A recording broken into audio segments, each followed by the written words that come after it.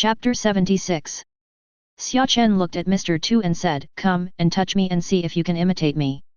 "Of course you can," Mr. Tu said confidently. Since he ate the fruit, he has never met anyone he can't imitate. Mr. Tu lightly touched Xia Chen's arm and was about to activate his ability the next moment. How is it possible? Sweat broke out on Mr. Tu's face. No matter how he gestured with his hands, he could not imitate Xia Chen's look. Is that really the case? Xia Chen murmured in a low voice. At this time, he was not the only one who was as shocked as Mr. Tu. Luffy and others were also very surprised when they saw this situation. "Why is his fruit power useless to you?" Zoro asked curiously. "Baki. I used my Baki to defend against his fruit ability," Xia Chen replied calmly. Just now he just tried to cover his body with domineering energy, and then Mr. Tu's ability failed. Xia Chen had this idea because of the various Haki defense fruit abilities he saw when watching anime in his previous life. For example, Virgo's ability to defend Luo with his Haki, and Luo's ability to defend against the disease fruit with his Haki, both illustrate the power of Haki. It seems that Teacher Kai is right, only domineering can overcome everything. Sai, can you still be so domineering? Luffy was very surprised. Then he continued, "It seems that I have to master domineering soon." After hearing this, Xia Chen glanced at him lightly and said nothing.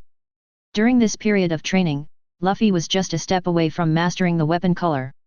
Maybe he could master it by fighting another experience monster. It's just that I'm still a little bit far behind when it comes to seeing and hearing S**X, and I can't see any signs of mastering it yet. The others are basically the same. Zoro also masters the weapon color faster, while Usopp and Sanji master the sight color faster. Thinking of this, Xia Chen couldn't help but be a little curious, who among these people can be the first to master domineering? Listening to the people around him discussing what is domineering and not domineering, Mr. Tu felt that he had touched a blind spot in his own knowledge. After a while, he raised his hands and asked, what is domineering?" "Oh, domineering is..." Before Luffy could finish his words, Xia Chen punched him. "Xia Chen, why did you hit me again this time?" Luffy said dissatisfiedly, rubbing his head and holding back tears. Xia Chen didn't look at him, but looked at Mr. Tu, and said calmly, "We have no intention of sharing the information with the enemy." At this point, Xia Chen also directly showed off his cards and directly pointed out the identity of Mr. Tu. What kind of enemy? The slave family doesn't know." Mr. Tu hurriedly retorted, he didn't want to be the enemy of the man in front of him. "Will you die?" Xia Chen did not answer him, but turned to look at Vivi and asked, "Vivi, have you seen Mr. Tu from Baroque Studio?" "Hey? No." Vivi was stunned for a moment, then replied. "But I heard that Mr. Tu is a tall SE, wearing a swan ballet costume, with a mouth full of slaves, and the word Oban on the back." After hearing Vivi's words, everyone's eyes turned to Mr. Tu. What followed was silence for more than a minute. After a long time, Nami pointed at Mr. Tu and asked, "So, does the person you describe look like this?" "It seems so," Vivi said uncertainly. "Remove the image." Everyone except Sanji shouted at Vivi. Usopp turned to look at Mr. Tu and said as if he had been betrayed, "I thought you were a good friend just now, but I didn't expect you to be an enemy. Tell me, what are you doing on our ship?" "Mr. Tu? It seems like you were the ones who fished me out." "Okay, just now you were saving one by one, but now you're getting rid of it, right? You ungrateful villain." Chopper also jumped out and yelled. "All I can say is how much fun I had just now, and how harshly I'm being scolded now." After hearing this, Mr. Tu once again showed his black question mark. "No, this can all be used to condemn me? You are looking at me with sunglasses on, right? It's true that I am Mr. Tu of Baroque Studio, but what does this have to do with whether we are enemies or not? The people in Baroque Studio are all our enemies, do you understand?" Sanji took a puff of cigarette and said. "It seems, there's no need to talk." Mr. Tu's face darkened. "In that case, the SE fist, ah!" Mr. Tu was punched on the head by Xia Chen and fainted as soon as he took a fighting stance. "Don't show me this disgusting boxing technique." Xia Chen waved his hand in disgust. "Sanji, go get a rope and tie this guy up, otherwise his abilities will be a bit tricky." Although Xia Chen himself doesn't have such concerns, because his sharp eyes can tell whether Luffy and the others have become Mr. 2, but the problem is that Luffy and the others can't tell. Even if it can be distinguished by the way of tying ropes in the original work, the problem is that if Mr. 2 is not controlled, it will be difficult to handle if he turns into Cobra again and does certain things. He has always been a person who hates trouble. If there is an easier way to help Vivi regain Alabasta, then he will definitely take an easier way. For example, if all problems could be solved by directly killing Crocodile, then he would go find him now. The problem is that most of the people in Alabasta now admire Crocodile very much. If he is killed before his evil deeds are exposed, Alabasta may fall into a more serious civil war. Therefore, this method will definitely not work. Crocodile must first be shown to the people of Alabasta so that they can recognize his true face. Only in this way can it be easier to regain the country. But before that, it should be okay for him to go and have a fight with Crocodile. He also wanted to experience the strength of Sand Crocodile and see if he was really killed by Luffy because of the plot. After all, it was clear that he could be defeated by Luffy at that time in Alabasta. After entering Impel Down for a while, he came out and fought against Ming Ge and Hawkeye successively without showing any signs of weakness during the war on top. You must know that even Luffy 2 years later will not be able to defeat Ming Ge if he does not use fourth gear, let alone Hawkeye who can kill Jinbei with a single blow. Therefore, Crocodile's strength is very fascinating. It's impossible to say what kind of treasure Impel Down City is, right? The spiritual time room? The inheritance space of Sage of Six Paths? The kind where one's strength is greatly enhanced after entering it. Stop making trouble. All in all, Crocodile has to go and see for himself to know exactly what his strength is. I hope he won't be disappointed. Chapter 77. Boom. With a loud noise, a strange creature burst out of the water. Is this a sea cat? Sanji said uncertainly as he looked at the creature in front of him. This is my first time seeing this kind of creature. I wonder how it tastes as an ingredient. Sea cat. If you want to know how it tastes, just chop it off. Zoro slowly pulled out the knife on his waist. Sea cat. New food? That's great. I vomit after eating dinosaur meat and goldfish meat every day. I've long wanted to change the taste. Luffy said excitedly, and his mouth was dripping all over the floor. Sea cat. GGG. The three of them laughed sinisterly at the same time, preparing to kill the sea cat. What are you doing? Vivi instantly came behind the three of them, and one of them punched them.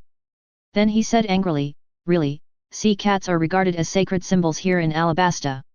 What are you guys thinking in your heads? Taking advantage of this gap, the sea cat quickly dived into the water and hurried away from the ship. It's so scary. These people want to eat me. My flesh. Luffy wailed as he looked at the escaping sea cat. Extremely uncomfortable. M9. Bang. There was another bag on Luffy's head, accompanied by Vivi's roar. Didn't I tell you not to eat it? This side of Alabasta. Sanji pondered, grasping the key to Vivi's words. That means we are almost at Alabasta, right? Miss Vivi. Yes. Vivi nodded, and then continued, the appearance of sea cats proves that we have arrived in the sea near Alabasta, and we are very close to Alabasta. At this moment, Chopper on the bow of the boat shouted loudly, hey, everyone! There is an island over there, is it Alabasta? Hey! After hearing this, Vivi immediately rushed to the bow of the ship, picked up the telescope in Chopper's hand and took a look, with an excited expression on her face. Yes, that is the Desert Kingdom, Alabasta. Xia Chen, let's go! Luffy and others shouted from the shore to Xia Chen on the boat. Okay. Wait, I have to do something first. Xia Chen slowly walked to Mr. 2 who was tied to the main pole and showed a smile. But from Mr. 2's perspective, this smile looked panicked. He couldn't help but swallowed his saliva and asked, Xia, Mr. Xia Chen, what do you want? It's nothing, I just want you to get some sleep. After saying that, Xia Chen struck Mr. 2 on the neck with a knife, knocking him unconscious. They didn't know how long their trip would last. Although Mr. 2 was tied up, it was safer to knock him out. After finishing all this, Xia Chen jumped to the shore. The moment he officially landed on the island, the system's clock-in sound also followed. Ding! Check-in Alabasta successfully, armed color domineering is upgraded to advanced level. In an instant, a powerful force burst out from the depths of Xia Chen's body, an armed domineering energy automatically penetrated the body and wrapped around Xia Chen's arms. Xia Chen raised his arm slightly, and could clearly feel the domineering flow on it. Lu Ying. Xia Chen was a little surprised to check into the high-level armed color haki. He originally thought that he would check out the Conqueror's haki first. It seems that the system wants him to be a partial student. However, Xia Chen is quite satisfied with this result. After all, intermediate to advanced is a qualitative change. Conqueror's domineering will not have much impact on his strength even if he changes from elementary to intermediate. Because Ba Tang can only be mastered when you are advanced. As for the armed color, you can master Ryu Sakura from intermediate to advanced level. This is a skill that Luffy only learned after the first round of teaching from Teacher Kai. Now he can break through the defense even if he is facing Teacher Kai, instead of just trying to sober him up. Xia Chen, why are you still standing there? Let's go. Luffy waved and shouted not far from Xia Chen. Coming. Everyone, you are all familiar to many people in Baroque Studio. For the convenience of our movement, it is necessary to dress up a little. Vivi said to several people. Let's replenish supplies here now, and then go to the next destination, Yuba. Chopper, let's go. The two of us are going shopping, you find a place to wait for us. The rest of you have been seen by one or other of their members, it's inconvenient. Xia Chen said to Chopper. Shouldn't you be the one who is seen the most? Zoro was a little confused. Probably. Xia Chen nodded. But I have knowledge, and domineering power. Which of you does? Xia Chen's words directly blocked everything they wanted to say, and both of them felt a little uncomfortable. At the same time, they became more determined to learn how to see and hear. By Chopper, let's go. Walking on the street of rapeseed flowers in the city, Xia Chen couldn't help but look left and right curiously. This was his first time to come to this kind of city in the desert, whether it was in his previous life or now. It feels like an exotic flavor. Xia Chen came to a clothing store and walked in. The men's clothes inside were all dull and ugly. On the contrary, the women's clothes include ugly ones and the dancing girl styles that Sanji bought in the original book. Seeing this, Xia Chen can understand why Sanji wants to buy that kind of clothes. If it were him, he would also buy this kind of clothes. There is no other reason, he just likes to look at it. Hakyu. At this moment, Chopper next to Xia Chen couldn't help sneezing a few times, showing an expression of despair. Xia Chen, the smell here smells so bad. I almost forgot that because Chopper's nose is too sensitive, perfume that smells good to others is like poison to him. And the clothes of these dancing girls are more or less sprayed with a little perfume, which is why Chopper can't stand it when he comes here. After thinking for a while, Xia Chen said to Chopper, wait for me outside, I'll go out after I finish picking. Okay. Chopper nodded, and then walked out. He really couldn't stand the smell. As soon as Kyoba left, Xia Chen looked at the various styles of clothes in front of him with bright eyes. Let him choose carefully. After a while, Xia Chen bought all the things he wanted to buy, but when he was about to go back, something unexpected happened. Because his attention was focused on the surrounding shops, he did not always use the color of knowledge to perceive the surroundings as he said when he came, so. Yo, Captain Smoker, what a coincidence. Chapter 78. Demon King Xia Chen. Looking at the man in front of him, Smoker looked solemn. The injury I suffered last time is still aching now. What are you doing here? Come and buy something. Xia Chen spread his hands and said. The pirate just came here to buy something. Well, you don't believe me after I told you, so what can I do? Xia Chen was a little helpless. Why is it that no one believes the truth these days? So, what are you going to do now, Captain Smoker? Xia Chen looked at Smoker and said calmly. Of course I want to arrest you. As he spoke, white smoke began to emit from Smoker's body. If that's what you think, I advise you to save it. I think you should understand the difference in strength between us. You can't be my opponent. So what? Even if I'm not your opponent, as long as I'm still a marine, I can't possibly allow a pirate like you to get away with it. Hey, be careful what you say. What do you mean by a pirate like me? Have I ever done anything? Xia Chen replied unceremoniously. Even if you haven't done anything, it's only temporary. Pirates are pirates and they can never change their evil nature. Hey, when did you, a white-haired BD, start talking like Akainu? Xia Chen is a little unhappy. If I talk to you politely, why don't you bite your nose and show your face? In that case. Xia Chen's eyes turned cold, and he appeared in front of Smoker in the next moment. Lu Ying's weapon was wrapped around his fist, and he hit Smoker's stomach hard. Smoker was still wondering whether Xia Chen had seen Akainu, but at some point Xia Chen appeared in front of his face, and his pupils suddenly shrank. The next second I felt a sharp pain in my stomach, then my eyes went black, I lost consciousness and fell to the ground. Why bother? Xia Chen looked at Smoker, who fell to the ground, and said calmly. If it weren't for the fact that Smoker is a marine with a real sense of justice, he would have sent him down to drink tea with Chu Yuan. For this kind of marine, if he didn't really offend him, he would most likely not kill him. This is not to say that he is a virgin, but because the pirate world still needs such a marine to maintain it. Although he is a pirate, he actually doesn't like most pirates. Just like Smoker said, most pirates burn, kill, loot, and do all kinds of evil. Killing civilians is simply commonplace and they can do it easily. In a sense, they are even more sinful than the celestial dragons. But you can't beat someone to death with a stick. Just like him, he must be a good pirate, right? Well, at least that's what he thinks. Then Xia Chen turned to look at Chopper and said, Chopper, let's go, it's time to go back to find Luffy and the others. I was dragged by this idiot marine for a while. Who knows what will happen if we go back too late? After some time Xia Chen looked at the 5 people staying where they were and couldn't help but hold his forehead slightly. Damn it, what you worried about still happened. Nami, where is that idiot Luffy? I don't know. Nami shook his head. He was still here at the beginning, but he disappeared in the blink of an eye. That idiot always causes trouble for others. These are the clothes I bought. Please put them on and let's go find him together. Xia Chen pretended to look normal and took out the clothes from the system space and handed them to them. After a while, Xia Chen, this dress belongs to a dancing girl, right? Vivi asked uncertainly. Ah? I don't know. I just thought it looked good, so I bought it. Xia Chen said as if he didn't know anything. At this time, Sanji came over and hugged Xia Chen's shoulders, giving him a secret thumbs up. Xia Chen also responded with his eyes. Men know men best. But one thing to say, Vivi's money is quite sufficient. Golden apple. You can live 1,000 years if you eat one? Really?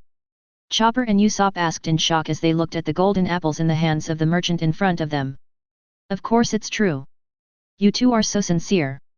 You only need 1,000 belly. You can take these golden apples. The shop owner said to the two of them with an expression like I've lost money, but he was secretly laughing in his heart. We have fooled 2 fools again. Boss, is this apple originally golden, or was it painted with paint the day after tomorrow? A voice asked quietly. Of course it's natural, the merchant replied subconsciously, but suddenly he seemed to realize something and hurriedly turned his head to look. Xia Chen was seen pulling back the cloth behind him and watching his clerk apply dye there. Ah, this! Sweat instantly fell from the merchant's owner's forehead. Ho ho! Don't tell me, although this golden apple is fake, it does taste good. Zoro said after taking a bite of the golden apple in his mouth. It's really okay, especially the layer of juice on top, which makes the taste of the apples go up a notch. Xia Chen said lightly. Xia Chen just wanted to expose that boss, but unexpectedly discovered that the dye he used to apply it was actually a golden juice. As a result, the original crackdown on counterfeiting turned into coercion. He directly threatened the boss to bring him a big bag of apples and a big bucket of the juice. If he didn't give it, he would expose him and let everyone know that he was a liar. After this series of operations, now each of them has eaten free golden apples. Since Smoker shouts that pirates are evil every day, then it's not too much for him to do some things that pirates should do, right? While thinking, Xia Chen took another bite of the apple. So sweet. Ace, why are you here? Just as a group of them were walking, a shout suddenly came from a restaurant nearby. The moment they heard this voice, everyone looked over. Not surprisingly, their target was found. At this time, in the restaurant, Luffy looked at Ace in front of him with a happy face. He originally just wanted to change his taste and go out to eat something else, but he didn't expect that he would get something unexpected. He met his brother Ace, who went to sea 3 years earlier than him. He was undoubtedly in an excited mood at this moment, and even the speed of stuffing food into his mouth was a little slower. And due to Xia Chen's action, Smoker, who was supposed to be here, also disappeared. The two just started chatting while eating in the restaurant. "Luffy, are you full?" Ace suddenly asked Luffy. "It's okay, not very full." Hearing this, Ace had a smile on his face. "Then, do you want to see who can eat more?" "Oh." Luffy was stunned for a moment, and then he and Ace started gobbling up the things on the table at the same time. When both of them noticed that the other party started eating without saying hello, they pointed at each other and said, "You cheated." The next moment, the two of them started cooking again. All I can say is that they are indeed brothers, their movements are exactly the same. Chapter 79. When Xia Chen and others entered the restaurant, they saw Luffy and Ace lying on the chairs with their big bellies, looking like they were full.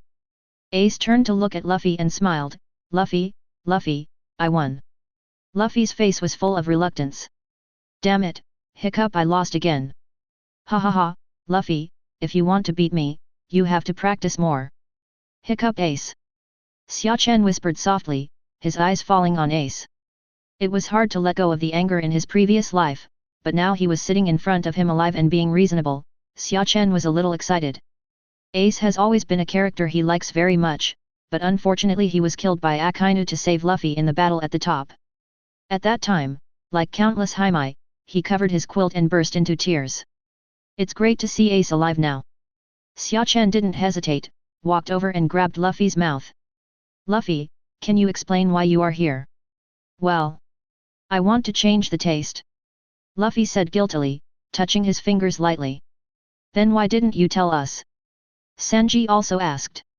"I forgot. In this case, you have to find a way to pay for your meal." Nami turned his head and said calmly. "Oh no, I don't have any money." Luffy quickly put on a pitiful look hoping to gain Nami's sympathy, but Nami didn't even look at him. At this moment, Ace next to him spoke. "Sorry, you are Luffy's companions, right? My brother has caused trouble for you." "Hey!" Everyone who heard this couldn't help but turn their heads, and then they discovered Ace sitting nearby. Judging from the situation, he seemed to know Luffy. They thought he was a passerby just now. "Your brother? You mean Luffy?" Usopp asked in shock. "That's right." Ace nodded. "I've never heard him say he has an older brother." Sanji asked doubtfully. "Is that so?" Ace had a look of surprise on his face, then turned to look at Luffy dissatisfied. "Luffy, you've been with your friends for so long and you didn't even mention your brother, right?" I forgot." Everyone fell down. "You really are." Ace was a little speechless, feeling a little tired of having such an idiot brother in front of him. "By the way, Ace, what are you doing here?" Luffy asked curiously. "Me? I'm here to deal with something." "Are you chasing Blackbeard?" At this time, Xia Chen, who had been silent next to him, spoke. "Hey!" Ace turned to look at Xia Chen, and then asked uncertainly, "Demon King Xia Chen?" "It's me." Xia Chen nodded. "How did you know about this?" Ace did not answer directly, but asked Xia Chen curiously. "I have a wide range of information channels, so I know a lot more things." "Yes, Xia Chen is very powerful, he knows everything," Luffy said excitedly from the side. "Is that so?" Ace thought thoughtfully. Then he said, "Forget it, it doesn't matter how you know it, it's not something that needs to be concealed. I am indeed hunting down Blackbeard. He was once a member of the Whitebeard Pirates, and he was also a member of my team. But he broke an unforgivable iron law on the ship." At this point, Ace's eyes turned cold and he continued, "He killed his companions and ran away. That guy is absolutely unforgivable. As the captain, I have the obligation to hunt him down to comfort the souls of my dead companions. That. If I said you were no match for him, would you still go after him?" Xia Chen said, looking at Ace quietly. "How is that possible?" "Xia Chen, Ace is very strong. That Blackbeard is definitely no match for Ace." Before Ace could refute, Luffy jumped out and said angrily. Xia Chen didn't bother Luffy, but still stared at Ace, wanting to hear his thoughts. Ace also looked at Xia Chen like this, as if he wanted to see something from his expression, but unfortunately, he found nothing. After a while, Ace looked away, took a sip of water on the table and said, Well, I don't know how you came to this conclusion, but, you may not know much about my strength. Just like Luffy said, I'm very strong. Ace's tone contained confidence in himself and distrust in Xia Chen. In his opinion, Xia Chen might have seen Blackbeard take action at some point, and then thought he was very strong. But the problem is that he is sure that today is the first time he sees Xia Chen, so it is absolutely impossible for Xia Chen to know his strength. He felt that Xia Chen should have inferred Luffy's strength from Luffy's strength. He felt that he was not very strong, but only he knew his own strength best. The gap between him and the current Luffy is not that big. However, he did not directly refute Xia Chen. After all, he was Luffy's partner, so he still had to give him some face. Xia Chen, on the other hand, looked at Ace's expression and knew that he didn't trust him, and couldn't help but feel a little helpless. But think about it, if he were in Ace's perspective and a newcomer who had just come out of Donghai told him that he couldn't beat so-and-so, he probably wouldn't take it to heart. In this case, it seems that strength can only speak for itself. If possible, he still doesn't want Ace to face Blackbeard. Blackbeard is indeed not something Ace can defeat. What's more, his darkness fruit has great restraint against devil fruit users. Thinking of this, Xia Chen said directly to Ace, "Ace, let's have a fight. If I win, how about you don't go to Blackbeard? Because if you can't even beat me, you're definitely no match for Blackbeard." Hey! Ace narrowed his eyes after hearing this, stood up and stared at Xia Chen seriously. After a while, he said, "Forget it, there's no need." Xia Chen was a little speechless. Looking at this situation, Ace still didn't believe him. A confident child. When you suffer a loss, you will know the value of your brother Chen's words. "Xia Chen, is that Blackbeard really as strong as you say?" Luffy suddenly asked. Along the way with Xia Chen, he thought he knew Xia Chen's strength very well. At least in his opinion, Ace couldn't beat Xia Chen. At first, when Xia Chen said Ace couldn't beat Blackbeard, he also subconsciously stated that Ace was very strong. But now looking at Xia Chen's expression, he felt that the Blackbeard was really not simple, otherwise Xia Chen wouldn't take him so seriously, so he asked this question. "Very strong?" Xia Chen nodded. "You may not have any idea when I say this. I will give you a specific example and you will know." Chapter 80. Ace, red-haired Shanks, you understand. Well, one of the 4 emperors of New World, I went to meet him before. Ace replied. What? Ace, you went to see Shanks? Hearing this, Luffy grabbed his neck and shouted. Yes, I have always heard you mention him before. It happened that I heard the news that he was on an island when I first went to sea, so I went over to meet him, and we drank wine all night, ha ha ha. That's it.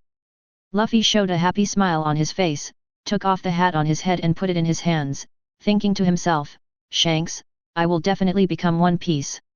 So what do you mean by mentioning red hair? Ace couldn't help but ask. What do you think of the red-haired man's strength? Xia Chen asked lightly. Ace?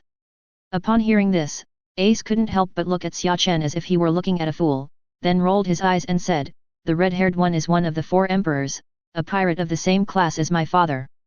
What do you think of his strength? Then what do you think your chances of winning against the red-haired man are? Xia Chen asked again. Hey, kid, are you looking for trouble? Ace was a little dissatisfied.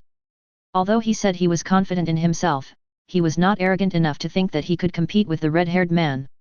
You must know that when he challenged his father before, he was so abused that he was unable to fight back.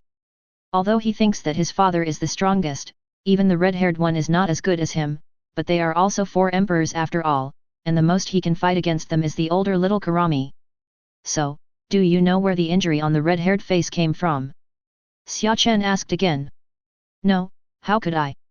Ace was a little impatient at this time, but suddenly he seemed to have grasped some key information. He asked solemnly, you mean the injury on the red-haired face was caused by the black beard? That's right. Xia Chen nodded.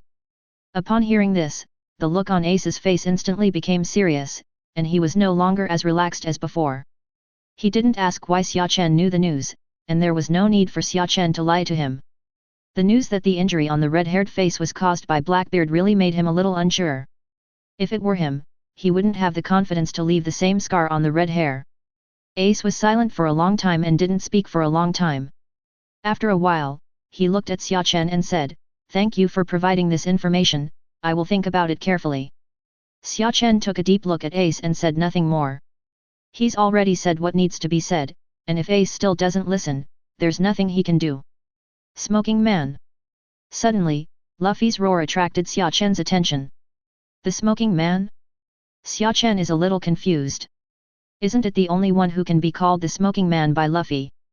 Looking along Luffy's line of sight, Xia Chen saw someone who surprised him. Smoker? Isn't it, so lingering?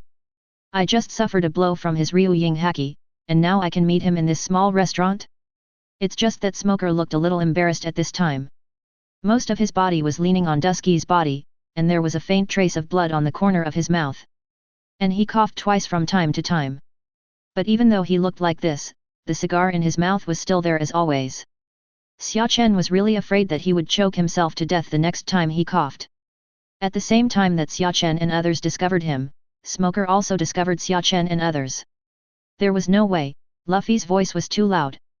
Smoker's eyes flashed with joy when he saw Xia Chen and others. Straw Hat Boy, Demon King Xia Chen, Portgas D. Ace, they are all here. The remaining people, aren't we human beings? Why, Captain Smoker, do you still want to arrest us with your current seriously injured body? It seems unrealistic. Xia Chen said lightly. He is very aware of the power of his blow, and after such a short period of time, he can't recover much at all. Smoker is probably barely able to even stand now. I have to arrest you, but it's not me who will arrest you, but someone else. Hey, what do you mean, are you looking for help? Xia Chen asked with a slight smile, not worried at all that Smoker might be looking for help. With his current strength, he wouldn't care even if Smoker asked the Lieutenant General for help. Smoker came to Alabasta this time without permission from above. He didn't believe that the other party could find a substitute general or even a general. As the top management of Marine, you are very busy, okay? I hope you can still laugh later. Smoker said with a smile. It can be seen that he is very confident. As Smoker finished speaking, a tall but thin-looking man slowly walked into the restaurant. When Xia Chen saw this person, his expression changed from indifferent to serious. At the same time, Ace also recognized the person, and the expression on his face instantly became exactly the same as Xia Chen's. Only Luffy and the others, who didn't know this man, still looked confused at this time, but they already vaguely felt something was wrong. Ever since the man at the door came in, the air seemed to have solidified. Even Xia Chen, who had always had confidence on his face, now lost his usual composure. Seeing this, Zoro couldn't help but asked curiously, "Who is this man? He can actually make you show such an expression." Hearing this, Xia Chen did not look away. His eyes were always on the man opposite, and then he said solemnly, "General of Marine Headquarters Aokiji." General of the Headquarters. This news was like a bombshell, which shocked everyone present. Whether it was Zoro or the other civilians eating here, their eyes were all staring out at this moment. Only one person looked a little confused at the scene in front of him. Luffy looked at the people around him and asked curiously, "What are your expressions? Is the general of the Marine Headquarters very powerful? Can you please remove the word?" Nami said angrily. "General, that is one of Marine's highest combat capabilities. Do you understand the value of the highest combat capability?" Luffy thought about it for a while but still didn't understand, so he simply gave up and said with a nonchalant smile, "It doesn't matter what his highest combat power is, just knock him away." As soon as Luffy said these words, everyone's eyes turned to him. And they all have the same look, that is, looking at an idiot. Even Ace didn't want to admit that Luffy was his brother at this moment. What a shame. No, are you so brave? Are you really afraid of those who don't? No. Chapter 81. Even Aokiji was a little surprised when he saw the boy in front of him who dared to say this to him. This was the first time he saw a pirate with a bounty of only 25 million dare to be so arrogant. Could it be that he is too easygoing and not as fierce as Akainu, so he has no deterrent effect? Just when Aokiji's thoughts were swirling, Xia Chen across from him was the one with the ugliest expression. He glared at Smoker fiercely, "You're not acting according to common sense when bringing in reinforcements, aren't you? Don't they always move reinforcements step by step, one level at a time? It would be better for you to just move the boss out directly." He just said that casually. "I really didn't expect that a general would actually pop up. Although he was confident in his own strength, he was not confident enough to think that he could match a general. It would be fine if it was just him. He could definitely run if he wanted to, but the problem was that the bunch of little rookies behind him couldn't. What to do? After thinking for a long time, Xia Chen didn't think of a good solution, so he had to ask tentatively, General Aokiji, are you here? Ah, I originally came here to have a meal, but now that I have met you, my plans may have to change. Hearing this, Xia Chen's face looked as if he had eaten a dead fly, and when he looked at Luffy, he wanted to kill him. Tell me, why are you here when you have nothing to do? Isn't this just like serving meat to your mouth? But now that the matter was over, it was meaningless to say anything else. Xia Chen looked at Aokiji again, and his whole aura changed instantly. A general is a general, don't be afraid. Let's go through a fight first. Xia Chen stared at Aokiji and asked for the last time, are you sure to arrest us? Or else, just pretend you have never seen us and let us go. That's not okay, little brother. I won't be able to explain to my superiors if I let you go. Then there's nothing to talk about. In that case, let's have a fight. Xia Chen said lightly. Today's battle seems inevitable no matter what. Then there is no need for him to talk nonsense anymore. Aokiji turned to Smoker and said, Smoker, go evacuate the crowd. I have a feeling that the next battle will not be that simple. Okay. Smoker nodded and immediately arranged for Dashki to evacuate all the surrounding people. Xia Chen did not react at all to this move. Originally, he had no intention of attacking these civilians, but now that they have been evacuated, it is convenient for him to do so. Suddenly, Xia Chen thought of something, walked directly into the kitchen of this restaurant, and collected everything he saw, whether useful or unused, into his system space. He likes things like 0 yuan purchases the most. Anyway, it will be destroyed in a fight later, so why not give it to him, at least it won't be a waste.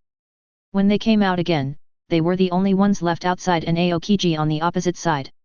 For this world, if the strength is not similar, the term strength in numbers does not apply at all. Now Aokiji is standing alone on the opposite side, but he is exerting great pressure on their side. Xia Chen walked up to everyone and said to Luffy and the others, you go first, Ace and I are here to stop them. But Nami immediately wanted to say something when she heard this, but was directly interrupted by Xia Chen. Hurry up. With your strength, even staying here will have no effect. Instead, it will hold us back. Moreover, Vivi's country is still in dire straits. If you waste your time here, who will help her? Xia Chen. Vivi looked at Xia Chen who said this and was in a daze. Gomo Gomo, rubber pistol.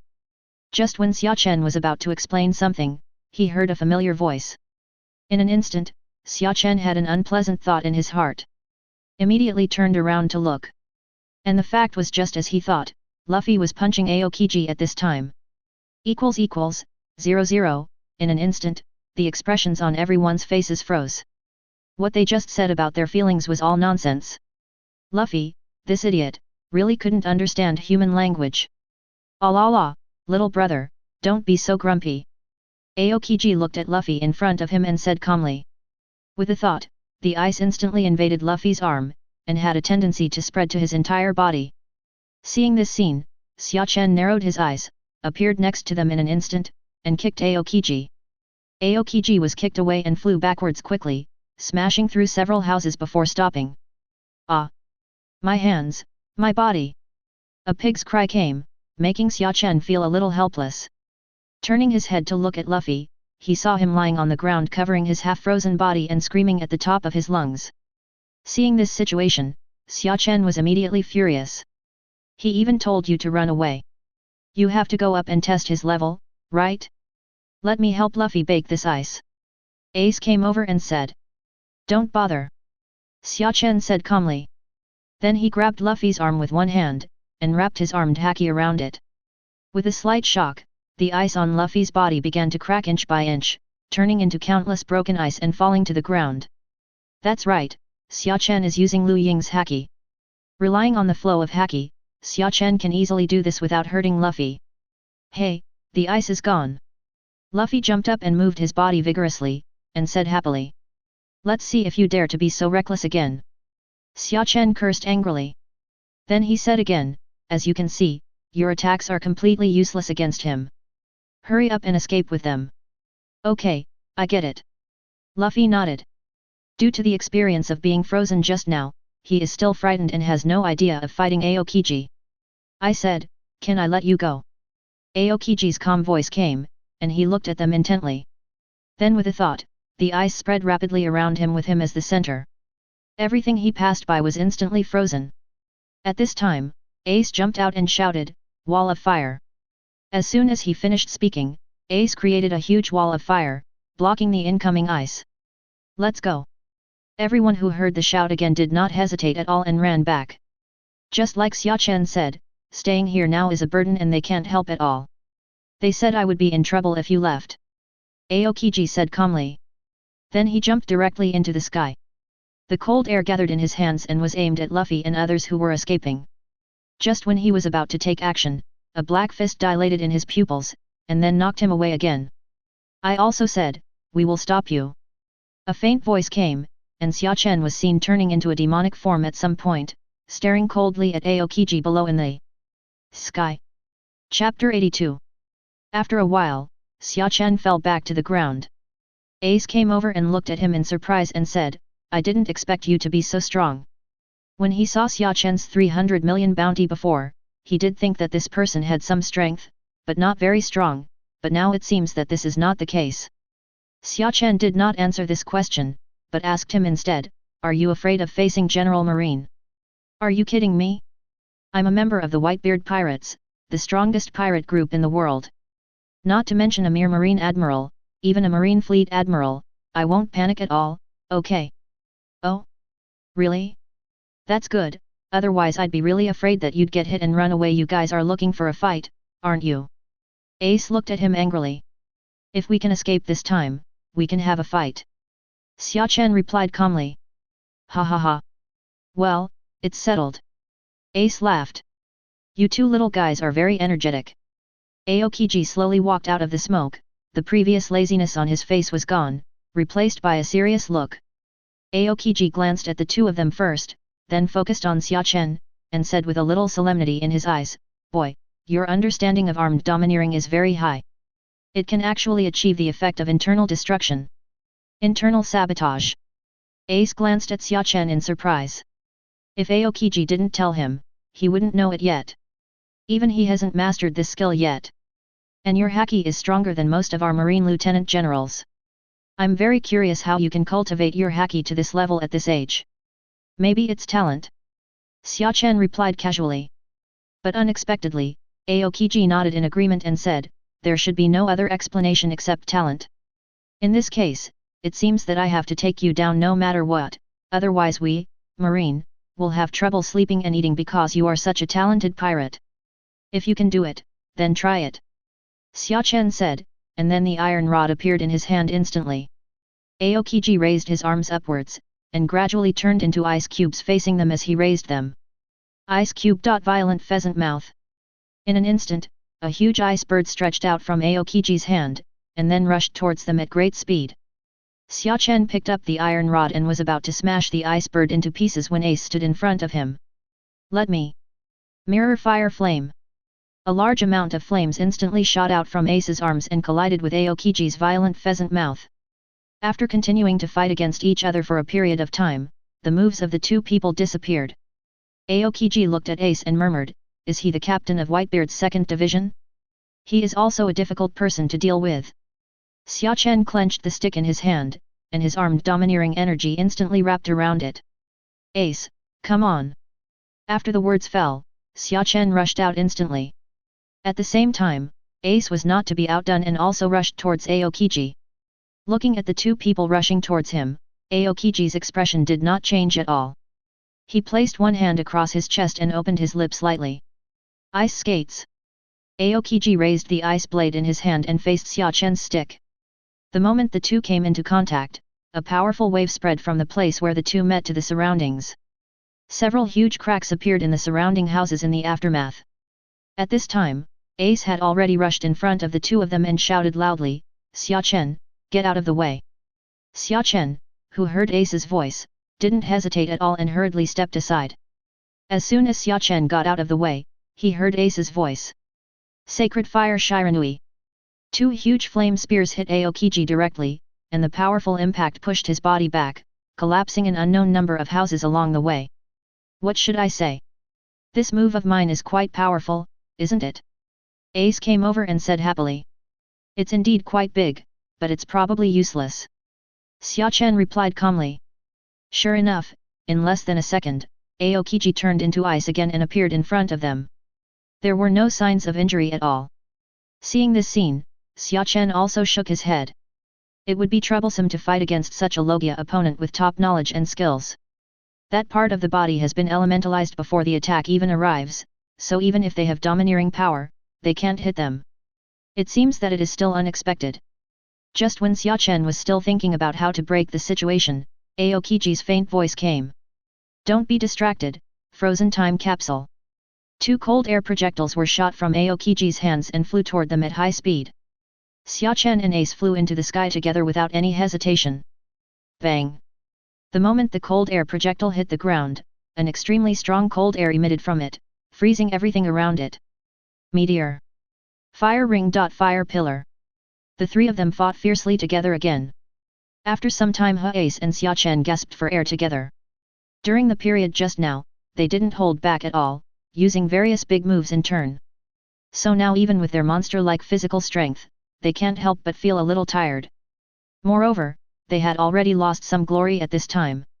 Compared to the opposite Aokiji, who was just panting slightly but not injured at all, they were already at a disadvantage. Aokiji stood still slightly, his aura constantly gathering. Seeing this scene, Xia Chen knew that he was going to use his big move.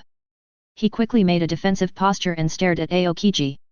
Sure enough, when the momentum gathered to a certain moment, Aokiji faintly uttered a few words from his mouth. Ice. Age.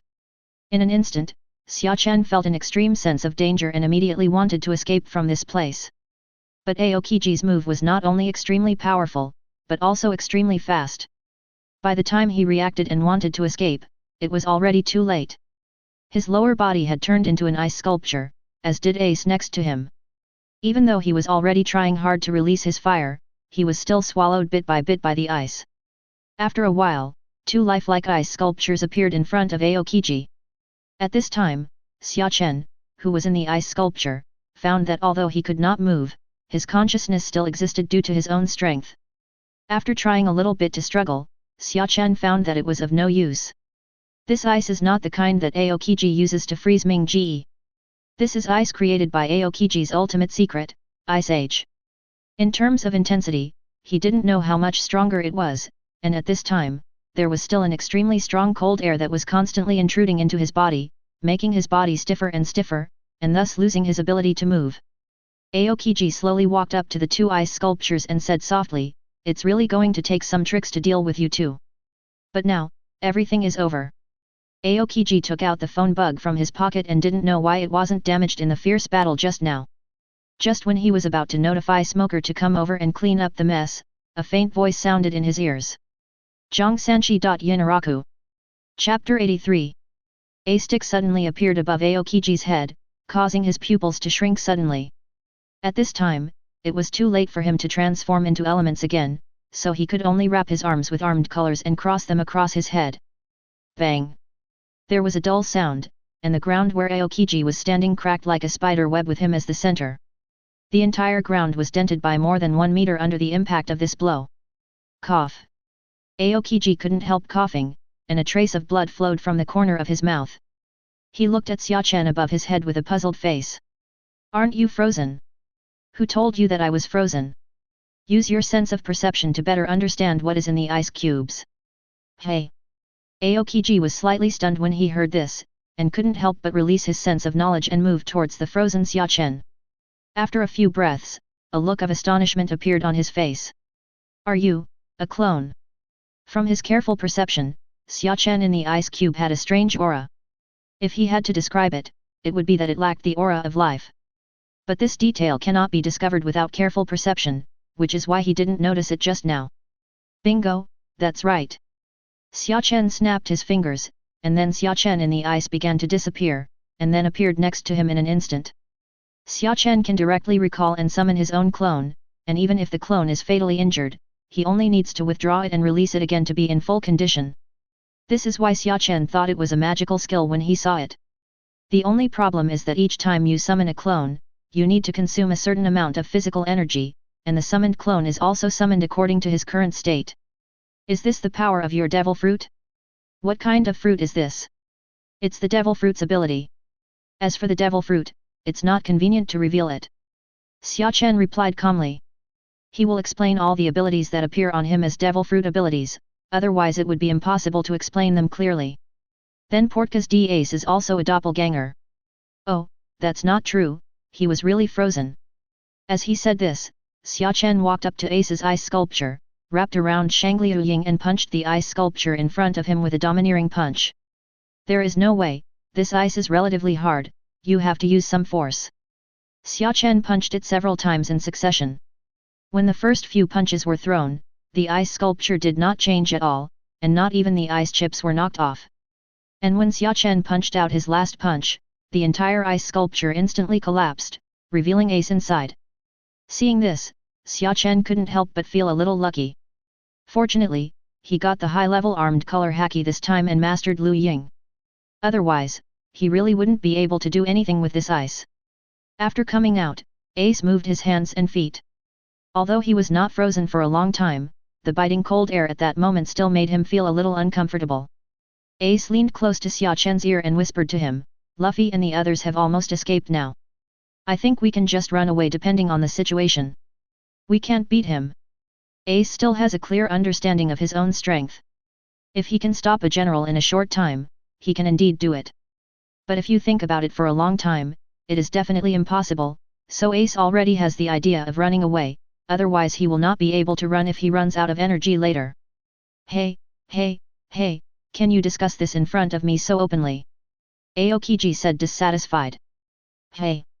Ace was stunned for a moment when he heard this, and then said subconsciously, didn't I just whisper it in his ear? Aokiji said a little speechlessly, we are only less than 10 meters apart. No matter how quiet you say, I can still hear it with my sense of sight. Oh. Forgot, I lost it. Ace shouted, covering his head. Seeing this scene, Xia Chen didn't want to say anything anymore. You are the only one who still mocks Luffy as a fool every day. Aren't you still a fool sometimes? But it's definitely much better than Luffy. At this moment, Aokiji said, what you said really woke me up. If you want to leave, I may not be able to stop you. In this case, Ice Age. Hearing this familiar voice, the two subconsciously flew towards the sky, but Aokiji's goal this time was not to freeze them. The ice began to rise from the ground as it spread more than 1,000 meters, and then formed a huge cover that enveloped them all. This huge movement instantly attracted everyone's attention, including Luffy and others who escaped. Then, what is that? Sanji asked in shock. They saw a huge ice cover appearing in front of them. From their perspective, it even seemed to wrap up the entire city. Seeing this scene, Luffy couldn't help but shouted anxiously, Xia Chen, Ace. Then he immediately turned around and went back, but he was kicked out by Sanji as soon as he took a few steps. Sanji looked at him unkindly and asked, what do you want to do? I want to go back and save Xia Chen and the others. Do you think you can save them if you go back? They finally let us escape. If you go over now, their efforts will be in vain. Do you know what it means to be a general in our headquarters? Even Xia Chen told us to escape first when dealing with this kind of opponent. But you are not aware of the strength gap between Xia Chen and us.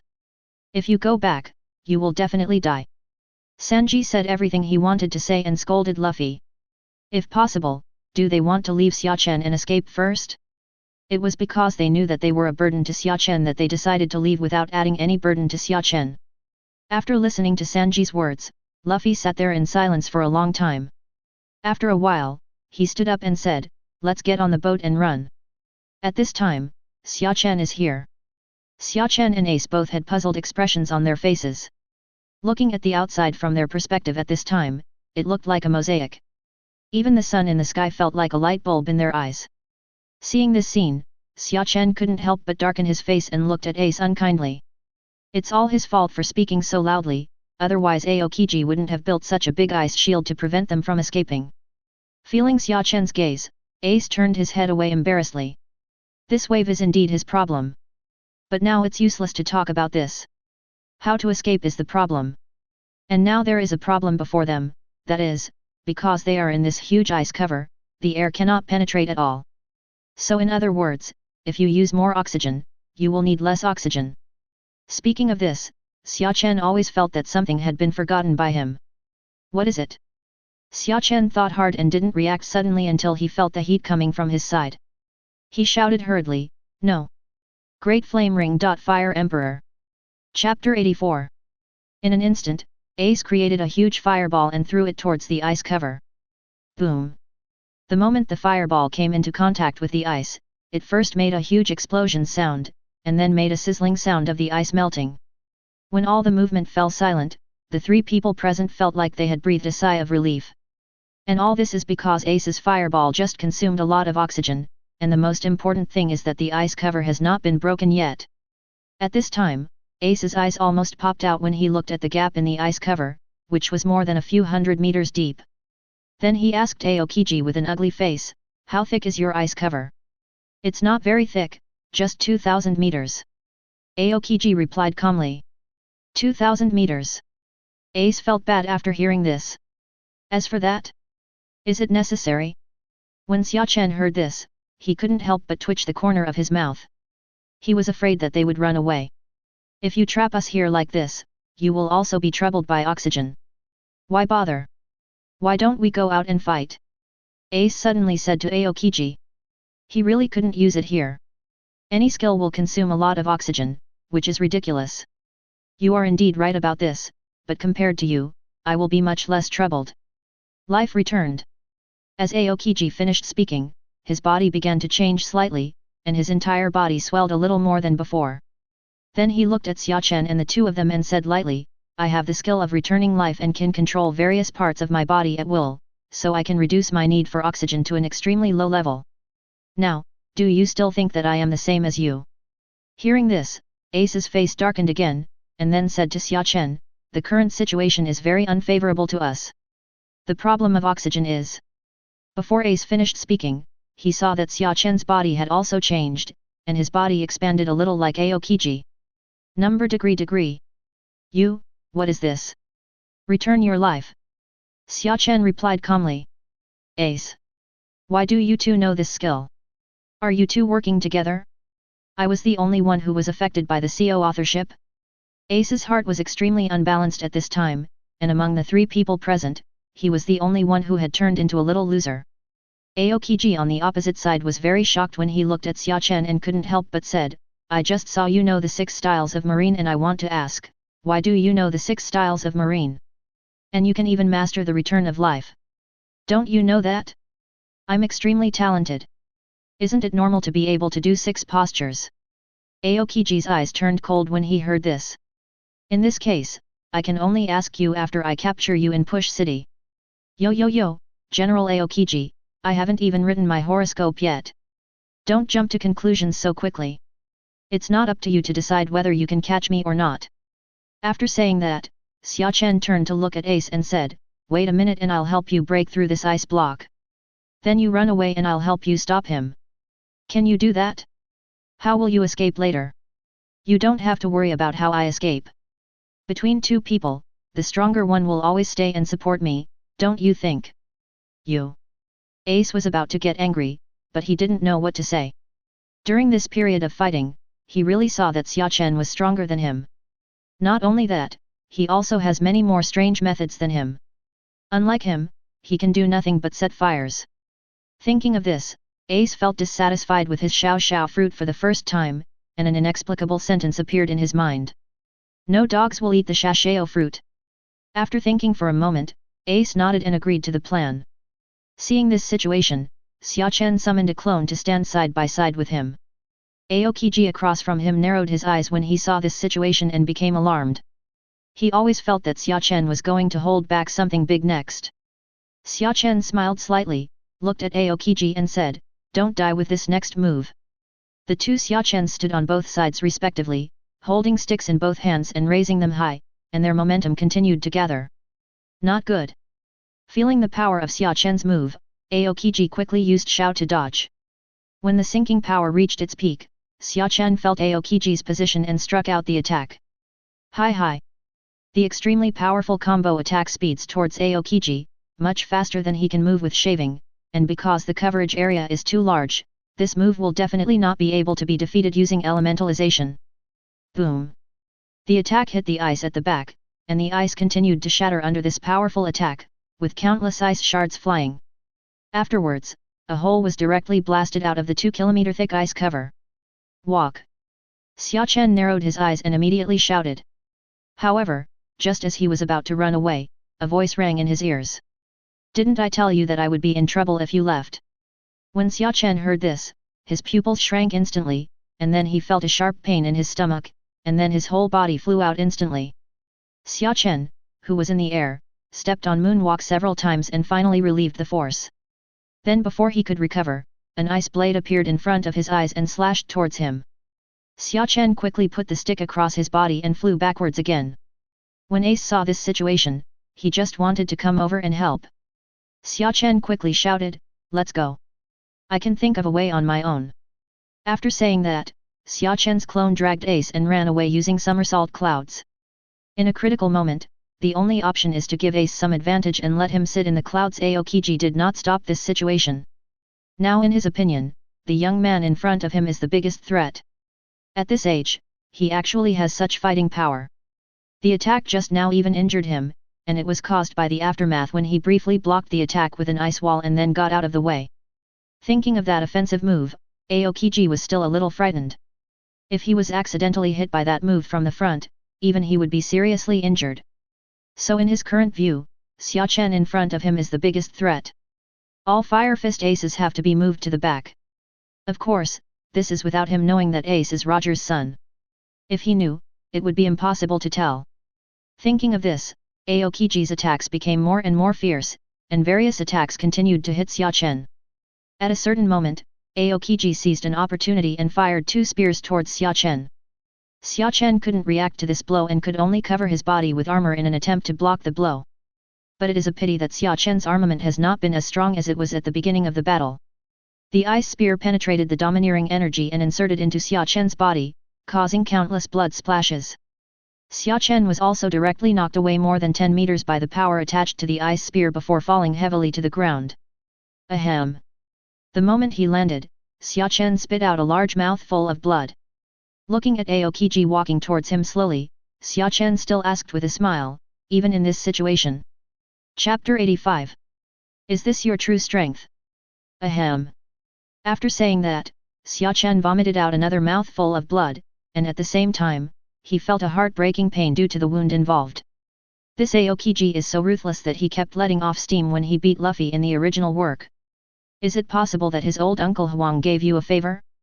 At this moment, Xia Chen finally felt the pressure of a general. Now he also understands that Aokiji was just playing with the two of them that time, and his current strength is not at the same level as before, right? It made him think that he was not far away from the general just now. It made him swell a little more.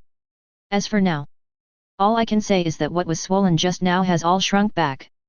However, Xia Chen can accept this situation. If the general really only has this little strength, it would be really unreasonable.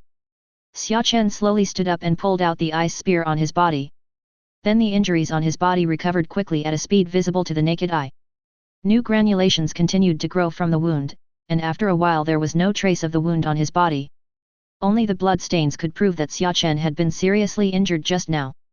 Although the defense of his current indestructible body is not enough to help him withstand Aokiji's attack, his recovery ability is still strong. It's just that recovering from these injuries will consume Xia Chen's physical strength, so Xia Chen's face is a little pale now, looking like a ghost.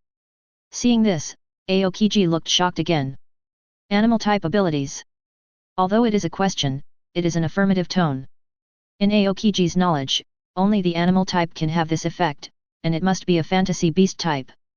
Xia Chen didn't answer, but looked at Aokiji with a smile on his face. A new round begins. At this time, the other side. Ace was stunned when he saw Xia Chen chewing a golden apple in front of him, and his eyes almost popped out of his head. Aren't you a clone? After hearing this, Xia Chen's clone raised his eyebrows and said calmly, What? The clone has no human rights? Can't even chew an apple. Ace. Is this what I want to say? What I want to ask is why don't you help your body? There is no real body. Each of my clones is directly controlled by my consciousness, so you can regard all of my clones as me. I must have my own plan to eat apples leisurely here, otherwise why would I be here? The problem is, if your real body is captured and you put seafloor stone handcuffs on it, won't you disappear? Well, there's no need to worry about that. I have my own way of escaping. Aokiji will never be able to catch me. Okay, let's go our separate ways here. I'm going to find Luffy and the others. Xia Chen said, looking at Ace. Together? I happen to be going to Yuba too. Ace replied. Blackbeard isn't there, there's no need to look for it. Xia Chen replied calmly. By the way, you remember what I told you before, you are no match for Blackbeard, so you'd better not go to him. Also, let me tell you something else. Blackbeard knows everything about you, so once you lose, there will be serious consequences. He was on our ship before and must know me very well. I know this, but it doesn't matter, right? Many people on the ship know me very well. Ace asked in confusion.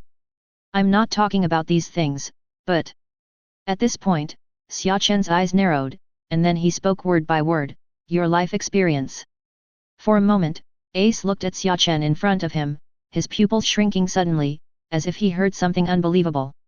Xia Chen ignored Ace's shock and continued, do you know how much impact it will have if the identity of your One Piece son is revealed? You will be. I will always have only one father, and that is Whitebeard.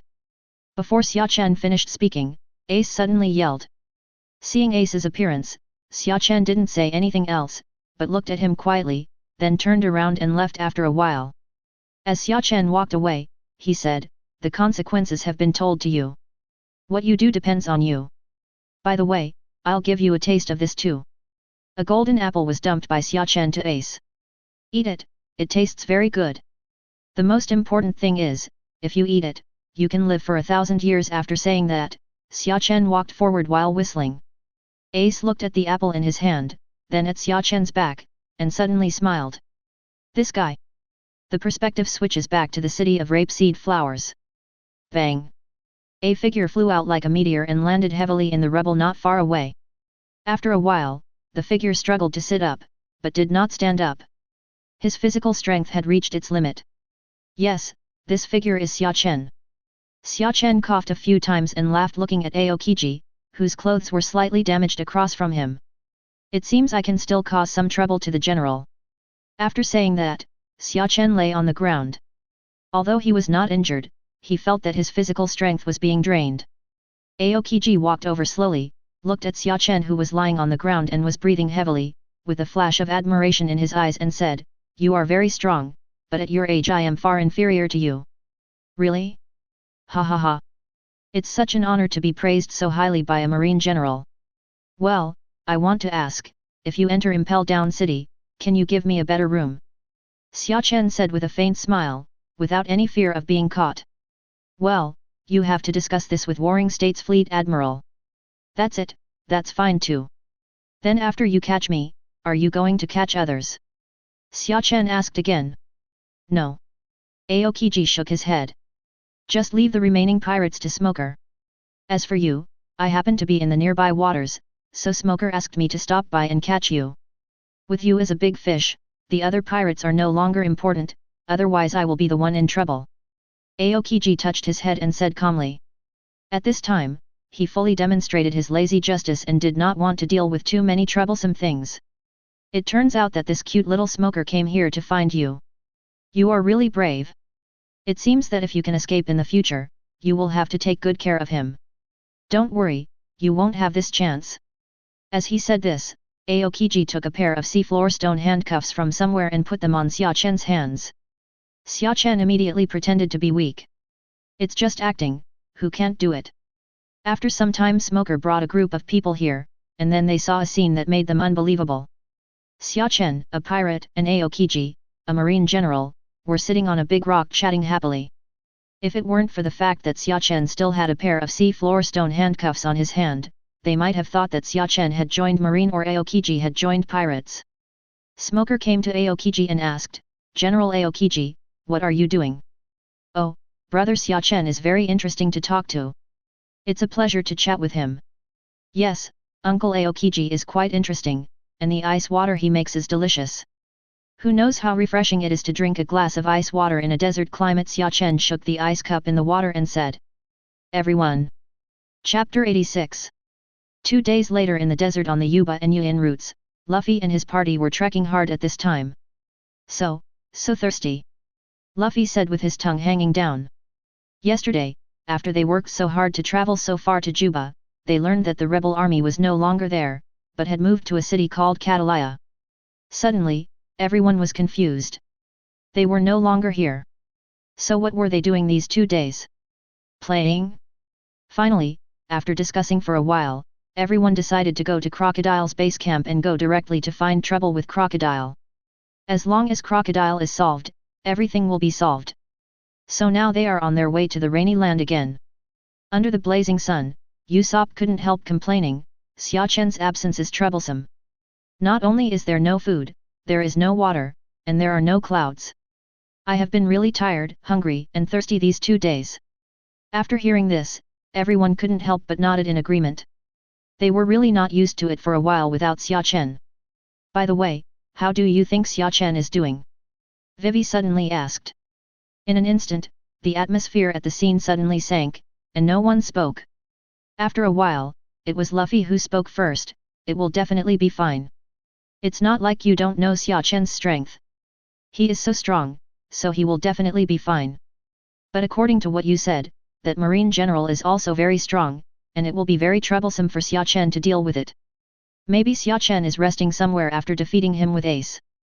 After Luffy finished speaking, no one answered him, and everyone remained silent. After a while, Nami smiled and said, Luffy is right, Xia Chen is so strong, he must be fine. For us, the first priority now is to stop Crocodile's conspiracy. Xia Chen will come back to us when he recovers from his injury. Yes, trust our vice-captain, that guy is ridiculously strong. Zoro also said calmly. Yes. That's right, believe Xia Chen. Everyone nodded in unison. Let's go. Defeat Crocodile. Luffy shouted. Everyone also shouted, down with Crocodile. After half a day, Luffy and others finally arrived at Crocodile's base camp, the Rainland. As soon as they entered the Rainland, everyone did not go to Crocodile immediately, but went to a tavern first. Luffy picked up a bucket and drank from it. He was really thirsty to death. The situation of the others was basically the same. They were all drinking water like they were trying to drink back all the water they had lost in the past few days. After drinking the water, Luffy let out a sigh of relief. This was the first time he felt that ordinary boiled water could taste so good. Okay, let's go defeat Crocodile.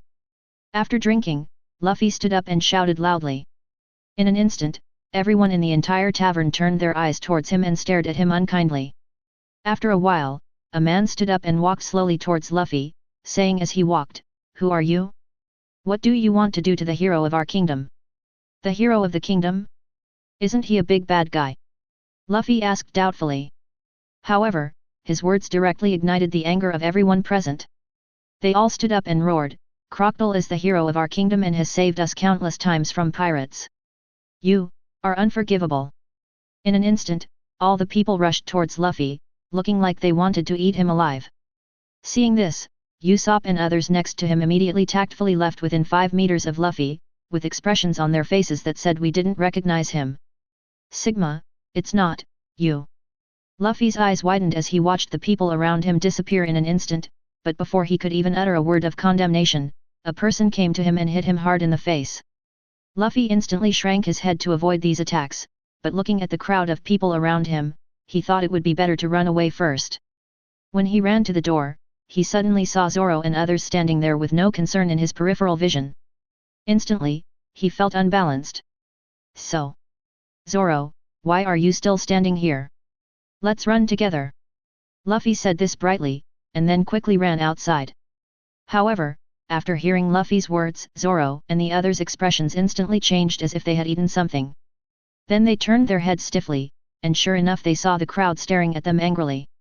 Once Luffy runs away, the firepower will naturally be borne by their companions. Run, run! Usopp shouted. Then the first one rushed out. Then everyone ran out together, and a group of people behind them were also chasing after them. At this moment, there was only one thought in their minds. Luffy, you must kill him. Haha. In a dark place in the town, a group of people were breathing heavily. These people are really good at running. Nami said, panting with his hands on his knees. Indeed, even someone as capable as me can't stand it. Usopp said the same. It's all this idiot Luffy's fault. Didn't Vivi say it before? Now Crocodile is a hero in the eyes of the people, and he still says such things in public. The key is to support us. Sanji said with the same breath, but his tone was filled with anger towards Luffy. Everyone! You are here!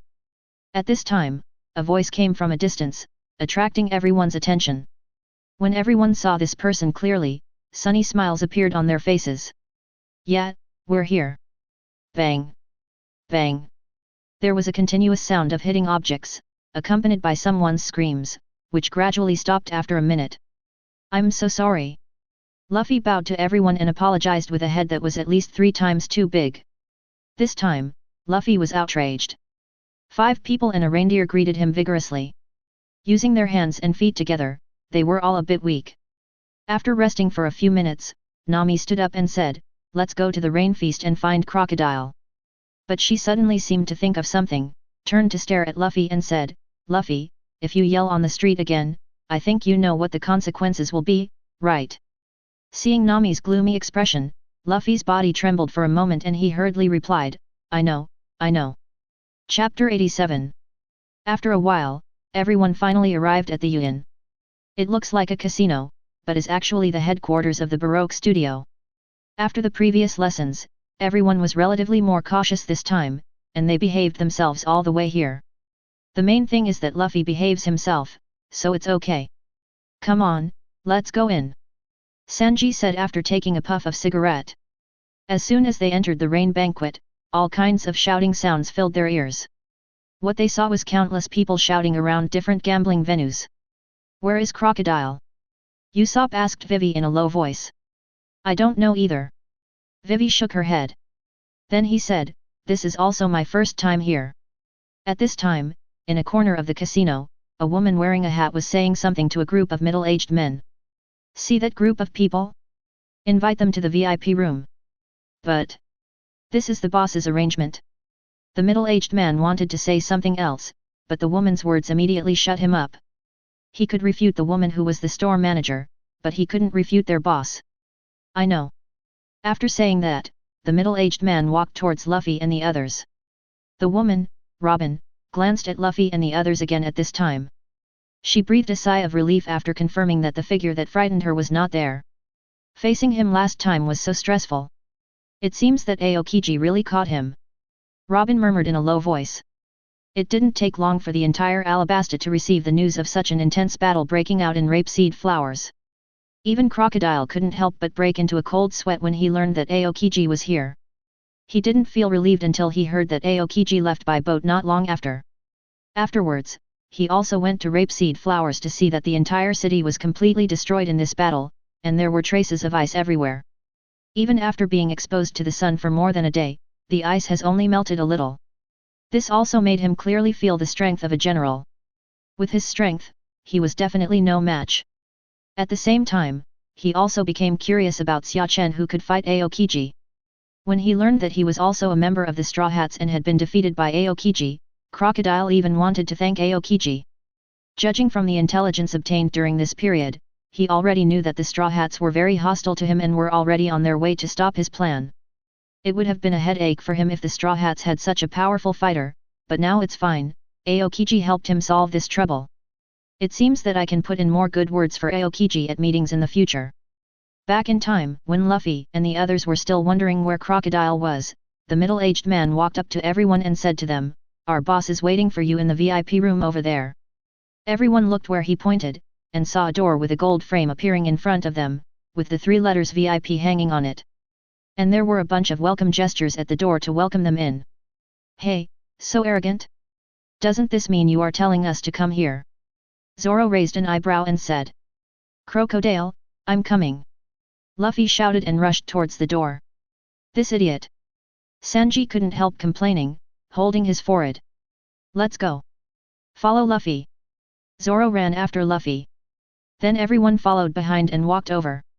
The moment they entered the door, they were greeted by a long passage. At the end of the passage, there were two signs. One says VIP and the other says Pirates. Should we go VIP or Pirate? Usopp asked doubtfully. We are pirates, so of course we should follow the pirate path. Luffy answered directly without thinking. You idiot pirate, this looks like a trap, okay? Sanji said angrily. No, I'm going to take the pirate's road. After saying that, everyone came to the end of the road, and Luffy turned directly towards the pirate's road. Usopp and Zoro followed suit. Ah, why is it a dead end? Luffy asked in confusion, rubbing his head. However, before they could react, the floor under their feet opened directly downwards, and in an instant, Luffy and the three of them fell in. Sanji and others at the back were still on top because they ran too slowly and did not reach that position. Seeing this, Sanji hurriedly shouted, Luffy, catch me! Oh! At this time, Luffy finally reacted after experiencing a period of weightlessness. He stretched out his left hand to wrap around Zoro and Usopp, and stretched his right hand directly upward towards Sanji. Ha ha ha! It's so dangerous! Luffy said with a laugh after coming up. Little did he know that there was a fist behind his head ready to strike. Bang! Luffy punched Nami again. I told you to be on the safe side. You still have to choose a pirate, you can be fooled by such a simple trap. Okay, let's go to the other side. Please note that although the other road is clearly a trap, there is no guarantee that this road will be safe. So, we have to be careful. After that, Nami looked at Luffy and said, go ahead and explore the way. Oh, good. Then a magical scene happened. Luffy was walking in front alone, and the people behind him were at least 10 meters away from him. The main theme is a dead Taoist friend who is not dead but a poor Taoist. The captain is just selling it. However, there were no accidents along the way. They passed through the passage smoothly and came to a huge underground room. The room has a conference table and multiple chairs. At this time, a slightly hoarse male voice came from the front. I didn't expect you to be quite smart and didn't fall into the trap I set. After the words fell, the chair in the front slowly turned around, and a man wearing a black cloak with a stitch mark on his face was sitting there with his legs crossed. Crocodile. The moment she saw this man, Vivi said with an ugly expression. Oh? Princess Vivi, why are you looking at me with such hostility? Did I do something to offend you? Crocodile. Are you still acting now? I have already investigated everything. The natural disasters, rebellions, and dancing fan incidents that have occurred in Alabasta over the years are all due to you. Why are you doing this to Alabasta? Have we ever offended you? Vivi roared loudly, her tone containing hatred for Crocodile. Ha ha ha. Crocodile suddenly laughed when he heard this. What's so funny? Vivi said angrily. Isn't it funny? Don't you think it's funny to see you being fooled around by me like a fool? Yes, I did all these things, and I also manipulated the conflict between the king's army and the rebel army. It's no wonder that your people don't believe in your dear father, the king of Alabasta. As for why I do this. Ha ha ha. Chapter 88. I just can't stand those hypocrites who pretend to be kind, so I want to bring down your father. What do you think? Is this reason enough? Ha ha ha. UBD. Vivi gritted her teeth. Just then, Luffy spoke. Crocodile, right? I'm going to blow you away. After saying that, Luffy rushed directly towards Crocodile. Wait, Luffy! Zoro shouted hurriedly, but it was no use. I couldn't help but curse secretly. This idiot! Luffy used his shave to get close to Crocodile, but he still had that indifferent smile on his face. Rubber pistol! Luffy punched Crocodile directly in the face, but it had no effect and penetrated directly through his body. Immediately afterwards, Crocodile's hand appeared in front of Luffy and strangled his neck. Straw Hat Boy, I have killed batch after batch of idiots like you. Having said that, Crocodile activated his fruit power, and in an instant, Luffy's body shriveled up at a speed visible to the naked eye, and soon he was doing it alone. Then he was thrown back by Crocodile. Luffy! Sanji jumped and caught the flying Luffy, but at this time, Luffy's eyes were already a little distracted, and his whole body was light and airy. Give Luffy some water. Vivi shouted loudly. Then everyone hurriedly poured the water they carried on Luffy's body. Crocodile had no intention of stopping them. In his opinion, ants are ants after all. Crushing him to death several times is the same as crushing him to death once, and it doesn't take much effort at all. After a while, Luffy's body began to slowly change back to its original appearance after absorbing the water. Next second Luffy did a sit-up and instantly sat up, breathing in air. It was so dangerous, I almost thought I was going to die. Did it take just one move to kill Luffy? Zoro said solemnly. Of course. Ha ha ha. Crocodile laughed again. Because you and I are not the same level of pirates. If that demon king Xia Chen is on your ship, I might be a little afraid of you, but just you? A group of unknown people who don't even know the colors of their weapons want to defeat me. Stop talking nonsense. Xia Chen will be here soon, don't be complacent. When he comes, he will beat you to the ground. Usopp shouted without confidence. Unexpectedly, Crocodile couldn't help laughing again when he heard this. Ha ha ha. You don't know, right? Xia Chen on your ship has been defeated by Aokiji, and he has been gone for a few days now. After a while, you may receive news that he has been imprisoned in Impel Down City. Oh, no, you will never see that day again, because you will all die here today. What? Everyone had expressions of disbelief on their faces when they heard the news. Xia Chen, how is that possible? Nami stuttered, unwilling to believe this fact. Xia Chen is so strong, how could he be defeated? You must be lying to us. Luffy, who had recovered at this time, also shouted. Why do I need to lie to you? Crocodile spread his hands. You nameless people really don't know what level of power General Marine is. That's not something that just any cat or dog can deal with. Everyone who heard this couldn't help but fell silent at this time, and the expressions on their faces began to become extremely ugly. In fact, they had already made some speculations since Xia Chen had received no news in the past few days, but they just didn't want to believe this fact. Even now that they have received the news, it is still a bit difficult for them to accept it. Xia Chen is so strong, how could he lose? Everyone was silent for a long time, and then Luffy slowly raised his head and stared at Crocodile firmly. Then we will defeat you first, and then go rescue Xia Chen. Ha ha ha. He is indeed a little pirate. He doesn't know how high the sky is, and he dares to say anything. Leaving aside the fact that you can't defeat me, do you know where Impel Down is? Just because you want to save people from there? Stop laughing so hard. Crocodile yelled out the last sentence. I don't care, I'm going to save you. Also, I will definitely beat you away. Luffy looked at Crocodile with firm eyes. As soon as he finished speaking, Luffy rushed towards Crocodile again and punched him again. Looking at Luffy, Crocodile, who had a short memory, he couldn't help but sneered, Boy, don't you understand? You can't touch. Pfft. Before Crocodile could finish speaking, he received a heavy blow to the stomach and was knocked straight out, hitting the wall behind him. Crocodile stood up immediately after falling to the ground, looked at the water droplets on Luffy's hand and said with a gloomy look, I didn't expect that by accident, you would know the secret that water can touch me. I see, that's why you want to take away everyone's rain? Just because it's a way to restrain you. Vivi said in surprise. This way they can also cause damage to Crocodile. Everyone, hurry up and sprinkle water on yourself. Nami turned to everyone and shouted loudly. In an instant, everyone sprinkled the remaining water on themselves. Then everyone stared at Crocodile with confidence. Crocodile looked at the situation in front of him with gloomy eyes, but what Luffy said next made him feel like a clown. Ah? So water can restrain you? I thought it was my weapon that hit you. After saying that, Luffy raised his arm, and the dark armor color on it looked so dark and shiny. Just like Crocodile's face now. Crocodile's face at this time really looked like he had eaten a dead fly, especially when he looked at the expressions of the group of people opposite him looking at him. Oh, I didn't expect that Master Shishibukai turned out to be a good person. He was afraid that we couldn't defeat him, so he told us his weaknesses. Usopp said slyly. Indeed, he is really a good man.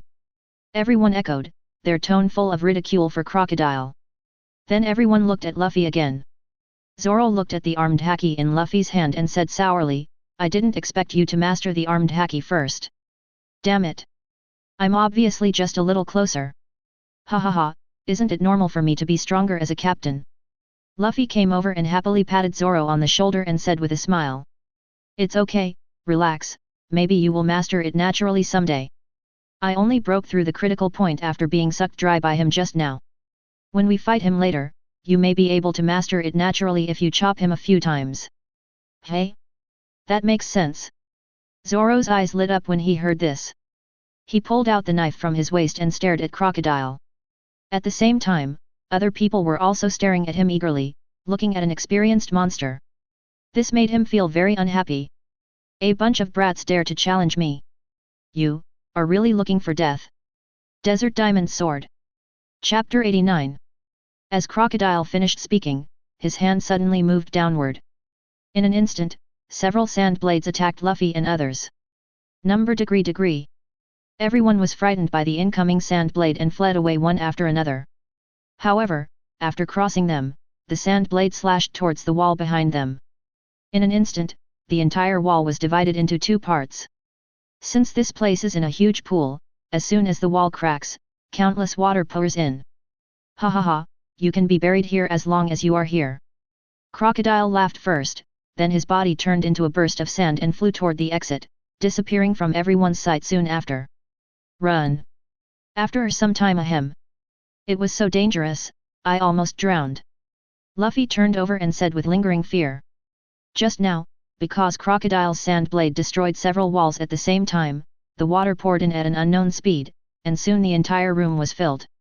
As a devil fruit user, he would naturally act like a loser when faced with this situation. If Zoro hadn't saved him, he might have died. After taking a break, Luffy couldn't help but curse, that BD Crocodile. What? You miss me so much? However, the next second he finished speaking, a voice came over, causing everyone lying on the ground to stand up instantly. Everyone looked up and saw Crocodile standing on a rooftop looking down at them. He said sadly, your life is really big, even if you don't die. Ha, we won't fall until we knock you down. Luffy said calmly, then closed his eyes. Gradually, his right fist began to turn dark. It is the domineering look of armed color. Rubber pistol. Luffy punched Crocodile directly. But Crocodile just dodged Luffy's attack. Arc-shaped sand dune. Degree. Seeing the attack coming towards him, Luffy was frightened and hurriedly left the place with his shaver. When he saw this attack hitting the ground and directly eroding the ground into sand, he patted his chest in fear. However, before Luffy could breathe a sigh of relief, Crocodile's next attack had already arrived in front of them. Sandstorm. As soon as he finished speaking, a tornado of sandstorm hit them from the direction of Crocodile. At the beginning, it was only about the size of a palm. However, as the distance between them shortened, the tornado sandstorm became larger and larger, and by the time they were in front of them, it had become 5 or 6 meters high. Everyone was unable to dodge, and was directly swept up by the tornado sandstorm, heading towards the desert area. Bang! Ahem! This sand makes me feel a little uncomfortable. Usopp kneeled on the sand and coughed a few times and said, Did this guy Crocodile blow us all to the desert? Sanji stood up and looked at the surrounding desert and said, Yes, because I will use this place as your burial ground. Desert Sunflower. The familiar voice of Crocodile made everyone's hearts suddenly lift, and they also felt that the sand under their feet began to collapse. Get out of here! Sanji shouted, but it was too late. The sand under their feet turned into quicksand like a whirlpool in the sea, pulling them inward. Ah! What is this? Nami shouted as she ran upwards, but even so, her body still fell down little by little. Will we die if we get sucked in? Chopper burst into tears. It will definitely happen. Usopp was also scared to death. Ha ha ha. Seeing this situation, Crocodile laughed again. You just become the wreckage of the sand sea here. After saying that, he looked at Vivi. Princess Vivi, the rebels have gone to Albina now. What do you think will happen if I use some means to make them fight after I get there? Ha ha ha, bye. After saying that, Crocodile turned around and disappeared into a gust of sand before everyone's eyes. Crocodile. One day later, Albina, the royal capital of Alabasta. King Cobra sat on the throne with a solemn expression. Now the rebel forces have all gathered outside the royal capital and may launch an attack at any time. Cobra didn't know what to do for a moment. What's more, there is Crocodile behind the scenes who is manipulating everything and trying to subvert the kingdom. At this moment, a guard from outside hurriedly ran in. King, King! What's wrong? What happened? Belle asked at the side. The leader of the rebel army, Kosha, asks for an audience. Hey! After hearing the news, Cobra stood up immediately and said hurriedly, let him in quickly. Not long after, a young man with glasses and yellow hair walked in from outside. On the way in, his eyes were fixed on Cobra, never leaving. When he reached a position more than 10 meters away from Cobra, he stood still. Staring at Cobra, he said, King, now that things have come to this, I want to ask you one last time, why do you do this? Cobra shook his head and said, I have never done that. I didn't know what it was about before, but now I know. Vivi gave it to me. You will understand everything after reading it. Vivi. Kosha's heart couldn't help but tremble when he heard the name, and Vivi's voice and smile appeared in his mind. Shaking his head to dispel the thoughts in his mind, Kosha took the letter written by Vivi from Cobra's hand, opened it and read it. After a while, a look of shock appeared on Kosha's face, and sweat fell unconsciously. This is... At the same time, in a house in Albina, senior cotters of the Baroque studio, including Crocodile, gathered here at this time. Crocodile's eyes darkened, and he kept tapping the table with his hands. After a while, he asked, is there still no news about Mr. 2? No. Boss, he seems to have disappeared from the world since you last sent him to the small garden, without a trace. Robin said from the side. Is that so? Crocodile fell silent again, and then his eyes turned cold. In this case, if he comes back, there is no need to exist anymore. Treat him as a traitor of Baroque Studio and kill him if you see him. Yes. The people below responded one after another. One of the women with blue wavy hair asked, it's just that without Mr. 2's ability, it is inconvenient for us to pretend to be the king and intensify the conflict between the king's army and the rebel army. There is no need to worry about this. The conflict between the king's army and the rebel army has already been extremely huge. The pain that has accumulated in the past few years is not so easy to eliminate. You can find a few billionaire elders to pretend to be the king's army and attack the rebel army later. It will have the same effect and will not affect our plan. Your tasks have been assigned to you, now let us go to the final touches. After saying that, Crocodile stood up from his seat. The kingdom of Alabasta is destroyed today. Chapter 90. Albina, inside the city's huge clock. Mr. 7, I feel that the boss has given us a very important task. If we complete it, we will definitely get a big reward. A short, stumpy, and ugly woman decorated with frogs said happily. You're right, Miss Father's Day. Our level will definitely improve after completing this mission. Another man, who also didn't look that good, replied. When this huge cannonball is launched, everyone in the square will die with a bang. Ha ha ha. I believe that scene will be very beautiful, Mr. 7. Oh? How beautiful is it, came a faint male voice. Isn't it nice to see a sea of fire? Miss subconsciously replied on Father's Day. Oh. Miss Father's Day turned her head stiffly and looked at Mr. 7 and asked, Mr. 7, just now, were you talking? No. In an instant, both of them turned their heads and looked back, only to see two people standing behind them. One of them is extremely handsome, the other.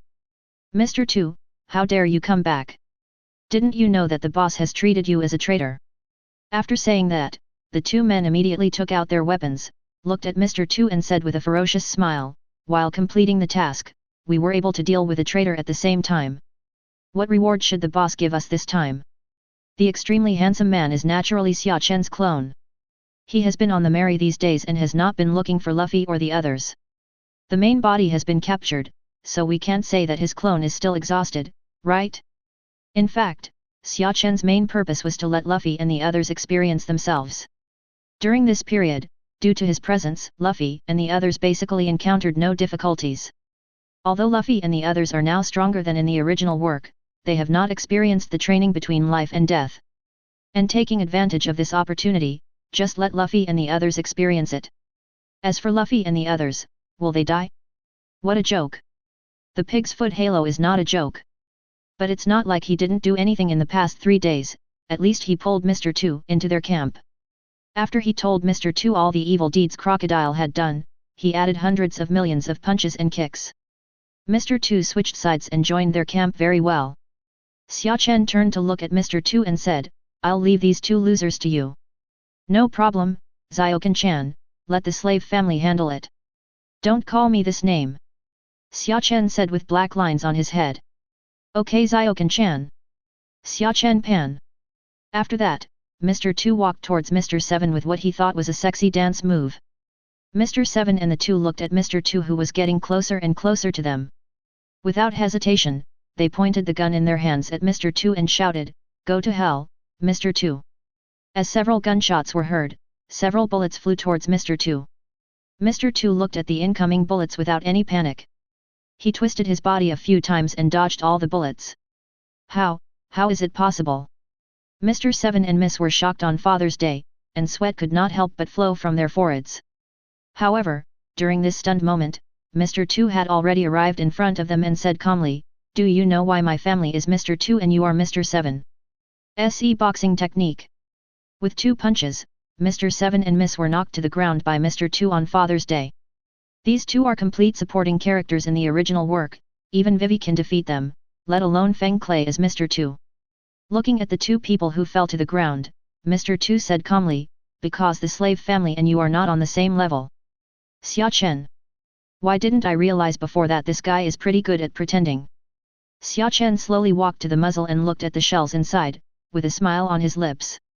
At the same time, somewhere in the royal capital Albina, 2 groups are confronting each other here, with 7 people on one side and 4 on the other. Of course, the 7 people are Luffy and the others. The desert quicksand released by Crocodile yesterday gave them a hard time, and in the end they were able to escape despite all their efforts. As soon as they came out, they rushed towards Albina non-stop, and they had to stop the war before the conflict between the king's army and the rebel army. But they didn't expect that soon after they entered the city gate, they encountered a group of people blocking their way. This group of people is officially Crocodile's subordinates. Mr. 1 and his partner Miss Both Fingers, and Mr. 4 and his partner Miss Merry Christmas. Mr. 1 looked at Luffy and others in front of him and said calmly, "This road is blocked." "Hey!" Zoro raised an eyebrow, and then the word Wado Yumo in his hand suddenly came out of his body. "A swordsman cannot harm me." A flash of knife light flashed, Zoro had appeared behind Mr. 1, and the knife in his hand was put back into the scabbard. At the same time, a deep cut appeared on Mr. 1's body, and countless blood spurted out. "Mr. 1! The remaining people in Baroque Studio shouted, with shock on their faces. Mr. 1 was the strongest among them, and he was defeated just like that. Not to mention they were confused, they were sweating profusely. Mr. 1, who was still conscious, was even more confused. He knelt down on the ground, sweating profusely. How could a swordsman be able to cause harm to me?" "That's because you didn't meet me," Zoro said lightly. Then he added another sentence. "You dare to block our way with this strength? You are very courageous." Then he turned to look at Luffy and the others and said, "Luffy, let's go, we don't have time to waste time with them here." Zoro, who had already been able to cut iron for a long time, has become much stronger after this period of training. In the original work, Mr. 1, the person who put Zoro into a difficult battle, is now a matter of one blow to Zoro. Nami also said at this time, "Luffy, Sanji. You go to the palace with Vivi and the others first. The remaining 3 people will be left to me, Usopp and Chopper." "Okay." Luffy nodded, and then the group ran towards the palace. After they left, the remaining people in Baroque Studio were still a little unresponsive, and even looked at Nami and others with a little fear in their eyes. Nami looked at them and said calmly, "The 3 of us are the weakest on the ship. We are not like those monsters, so don't worry." "Really?" After hearing this, Miss pointed her fingers at the 3 of them, her eyes shining brightly. "Real?" Nami and the 3 of them all showed sinister smiles, and then walked towards them step by step. Chapter 91. Albina Palace. Koja could not calm down for a long time after reading Vivi's letter. He did not doubt the authenticity of the content of the letter. In fact, like his father, he had always trusted the king and did not want to believe that the king would do these things. Otherwise, he would not have come to see the king before the 2 armies fought. After a moment of silence, Koja immediately said to Cobra, "In this case, I will inform the rebels now and tell them that this battle is meaningless. After that, Koja was ready to go back and inform the rebels. At this moment, earth-shattering shouts and the faint sound of weapons clashing came from outside the palace. Is this? Koja and Cobra had horrified expressions on their faces at the same time. Yes, this is the sound of the battle between the king's army and the rebel army, came an eerie male voice. Koja and Cobra turned their heads and saw Crocodile and Robin slowly walking towards them. Crocodile still had that sinister expression on his face. Crocodile, they both exclaimed at the same time. Protect the king! Guards Jaka shouted.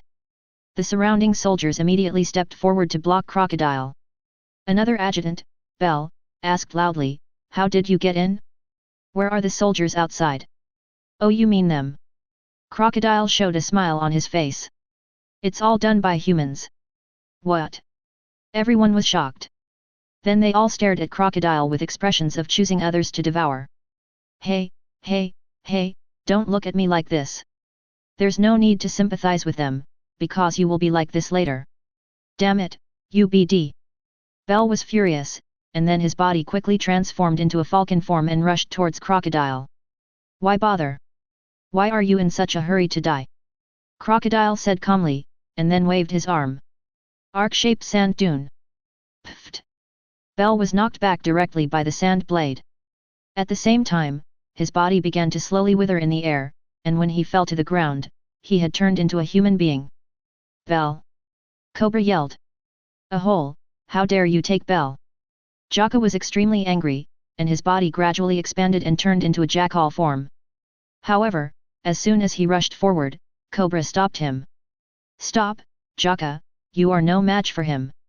Cobra said in a gloomy voice. Ha ha ha. The king is the king. Unlike these brainless idiots, I know that you and I are not on the same level. Even if you rush forward, you will only die. You. Jaka was extremely angry, but still did not lose his mind. Just like Crocodile said, the strength gap between the two of them is too big. To rush forward at this time would be to risk death. If he were alone now, he would definitely rush forward and fight to the death, but now that the king is still here, he cannot do so. Bell has fallen, he cannot fall again, otherwise no one will really be able to protect the king.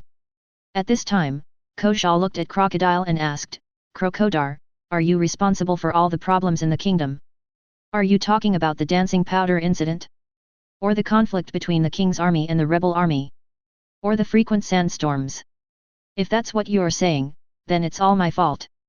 Including every sandstorm that hits Juba, I only need one sandstorm to fill up the sand that your father dug for several months. Isn't that interesting? Ha ha ha. After hearing this, Koshal showed an extremely shocked look on his face, and then stared at Crocodile angrily. It turns out you did everything.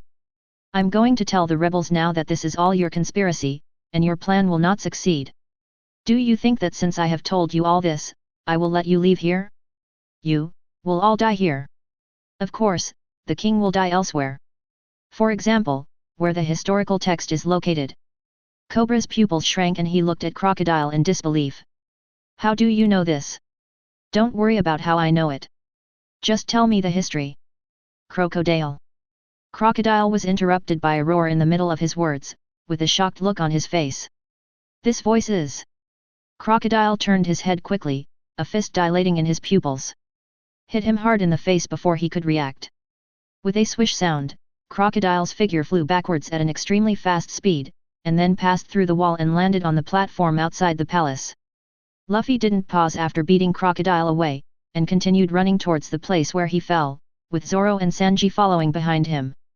And Vivi looked at Cobra in the palace, tears falling uncontrollably. Father, I'm back. Vivi. As soon as Luffy and others arrived outside the palace, they saw Crocodile standing up with his head covered.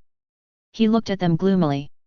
Straw Hat Boy, you have ruined my good deeds over and over again. I will kill you all today. If you can do it, try it. Luffy clenched his fists in a fighting posture. Zoro put on a turban and Sanji lit a cigarette. The next moment, the three of them rushed towards Crocodile at the same time, as if they had a tacit understanding. Looking at the three people rushing towards him, Crocodile showed no fear on his face. With a wave of one hand, a sand wall appeared in front of them. All three people's attacks were blocked by this sand wall. Immediately afterwards, a golden hook came out of the desert at such a fast speed that the three of them were unable to dodge and were directly knocked away. Desert Diamond Sword. Before they could land, several sand blades rushed towards them again. In desperation, the three of them kicked each other, barely able to dodge these sand blades. After landing, without any hesitation, the three of them rushed towards Crocodile again. Vivi and others also came out at this time. Cobra looked at the battle in front of him and couldn't help but sigh, what a fierce battle this is. Half of the palace was almost scattered by them at this time. Suddenly, Luffy punched Crocodile in exchange for injury, and Crocodile flew backwards, spitting out a mouthful of blood in the air. Seeing this scene, Zoro and Sanji didn't hesitate and rushed forward. Their knives and feet were now stained with water, so they could touch Crocodile. Ghost Slayer. First meat kick. The two attacks fell on Crocodile at the same time, causing him to spit out another mouthful of blood. However, he is not a fuel-efficient lamp. Spikes made of sand suddenly appeared under Zoro and Sanji. Tear. The sound of flesh tearing was heard, and large wounds were made on both Zoro and Sanji's abdomens. Ahem. After this attack, the four of them lay on the ground breathing heavily. The next moment, the four of them struggled to stand up at the same time, and then spit out a mouthful of blood at the same time. How about it, Crocodile, are we at the same level? Luffy grinned. Damn it. Crocodile's eyes were gloomy. He didn't expect that he would be forced to this point by these three brats. But the next moment he suddenly thought of something, and a smile appeared on his lips. You just continue to mess with me here. Let me remind you that in less than 10 minutes, a cannonball will be fired into the center of the square. The power of the explosion is enough to have a diameter of 5,000 meters. You can imagine that the square is now full of royal troops and rebels. Once the bomb explodes, everyone will die, no one will be left. What? Cobra and others all showed horrified expressions. Vivi asked Crocodile loudly. Where did you put the shells? Do you think I will tell you? Ha ha ha. Crocodile laughed, but before his laughter stopped, there was a sudden flash in the sky. Then there was a loud noise with a shock wave. Crocodile? Chapter 92. Crocodile was confused, and everyone was also confused. Is that the cannonball you mentioned? Luffy asked blankly. It should, maybe. Crocodile replied uncertainly. Vivi and others showed strange expressions at this time. Just now they were worried to death, but in the end they didn't even have time to drink water. Is the crisis solved? Wouldn't it be a bit sloppy? But no matter what, at least the crisis has been resolved now. Vivi happily shouted, although I don't know who did it, I really want to thank him. Crocodile's expression was completely different from Vivi's. At this time, his face was gloomy, his eyes were full of anger, and he shouted, Who did it? It's me. A faint male voice came. This sound is. The moment they heard the sound, Luffy and the other three showed excited expressions on their faces. They hurriedly turned their heads to look, only to see Xia Chen and Mr. Tu slowly walk towards them. Xia Chen, oh. Luffy stretched out and rushed over to hug Xia Chen, his face bursting with snot mixed with tears. Hey, don't hug me so tightly, your snot is rubbing on me. After a while, Xia Chen finally pulled Luffy off of him. At the same time, Zoro and Sanji also walked over. Looking at Xia Chen, he asked happily, didn't that crocodile BD say that you were captured by Aokiji? How did you escape? Who said I escaped? Xia Chen smiled lightly. Hey! After hearing this, several people couldn't help showing doubtful expressions. Xia Chen did not show off and explained directly, I am just a clone now. My true body is still on Aokiji's ship. I have left Alabasta for a few days now. What? Several people were shocked. Then you still haven't escaped? Sanji said with an ugly expression. That's not what you mean. Have I ever told you that my body and clone can exchange places at any time? At this point, a smile appeared on Xia Chen's lips. You mean? Zoro seemed to have thought of something, and a look of surprise appeared on his face. That's right, I can now swap the positions of my clone and my main body. I haven't switched before just because Aokiji's ship hasn't gone far. If I switch and he notices it and comes back later, it will be in trouble. It's still very difficult for us to face Aokiji now. Once he comes back, it will definitely have an impact on our plan to save Alabasta. But I don't have this worry now. If that's the case, then I'll change back now. It feels weird to keep using my clone to walk around here. After saying that, Xia Chen closed his eyes. At the same time, somewhere on the sea area of the Great Channel, a marine warship is sailing here. Hey, Uncle Aokiji, help me chill it. Xia Chen walked up to Aokiji with a drink and said to Aokiji. Hearing this, a black line flashed across Aokiji's face. He hesitated to speak, and finally said nothing. He honestly released the cold air to help Xia Chen ice his drink. Xia Chen picked up the cup and took a big sip, making a refreshing sound at the same time. After drinking, Xia Chen lay on the chair and said comfortably, Uncle Aokiji, don't tell me, your marine's conditions are really good, it makes me want to quit. Hearing Xia Chen's words, Aokiji's eyes lit up and he said, if you have this idea, I can help you tell it to the Warring States Fleet Admiral, and you won't even have to be sentenced. During this time, Aokiji also learned some things about Xia Chen, and also learned that he had never killed a civilian. Such a high bounty was set because the scene of him and Hawkeye fighting was captured at that time. And during this period of getting along, Aokiji was also very optimistic about this young man. He had already had the idea of recruiting Xia Chen. Now that Xia Chen took the initiative, he was eager to let Xia Chen join them. That's why he gave Xia Chen great preferential treatment during this period, which was completely unlike the attitude he should have towards a pirate.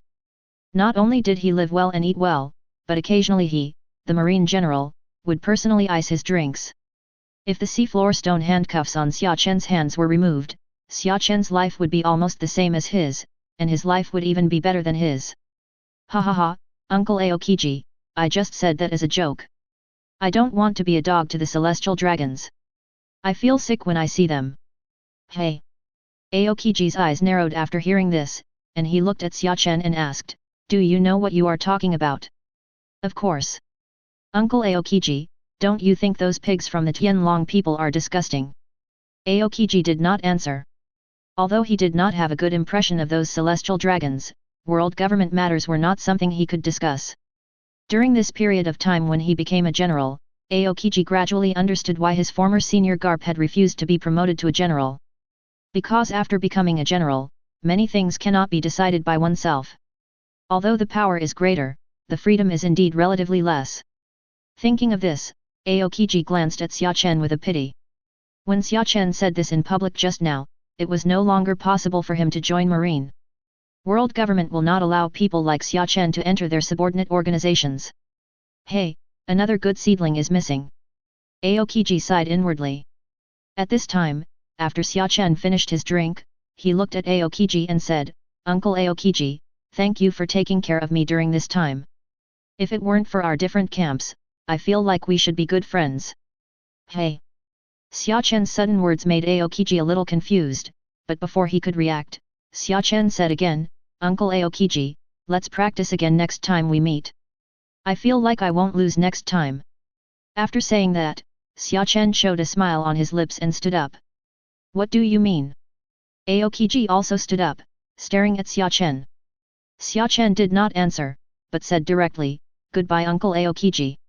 As soon as he finished speaking, Aokiji saw Xia Chen in front of him flicker, and then the aura on his body changed, and then he disappeared directly.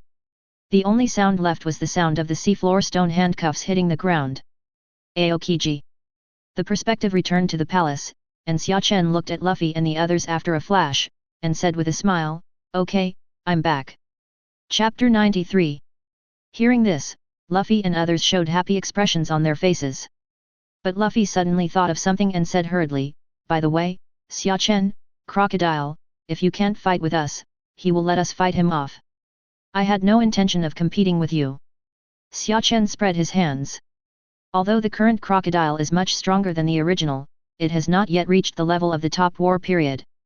It didn't interest him. He had just fought against Aokiji and now he no longer had any thoughts of fighting against Crocodile. And it's mainly because the three Luffys are now much stronger than before, especially Luffy, who has mastered the weapon color, which can't help but make Xia Chen feel a little surprised. It seems Luffy's talent is still good. So even though Crocodile is stronger than the original, Luffy and the other three still have a good chance of winning against him. For example, right now, Crocodile's injuries were much more serious than Luffy's. However, these conversations between Xia Chen and Luffy made Crocodile on the opposite side completely angry. You really treat him as an experience monster, right? Anyone can come up and step on him? Crocodile stared at Xia Chen and said, "Are you the Demon King Xia Chen? Boy, how dare you speak nonsense here? Since Aokiji didn't catch you, let me kill you today. All of you will die here." After saying that, Crocodile slapped the ground with one hand. Shouted, "Erosion of reincarnation." In an instant, the ground dried up and all the surrounding buildings began to weather into sand.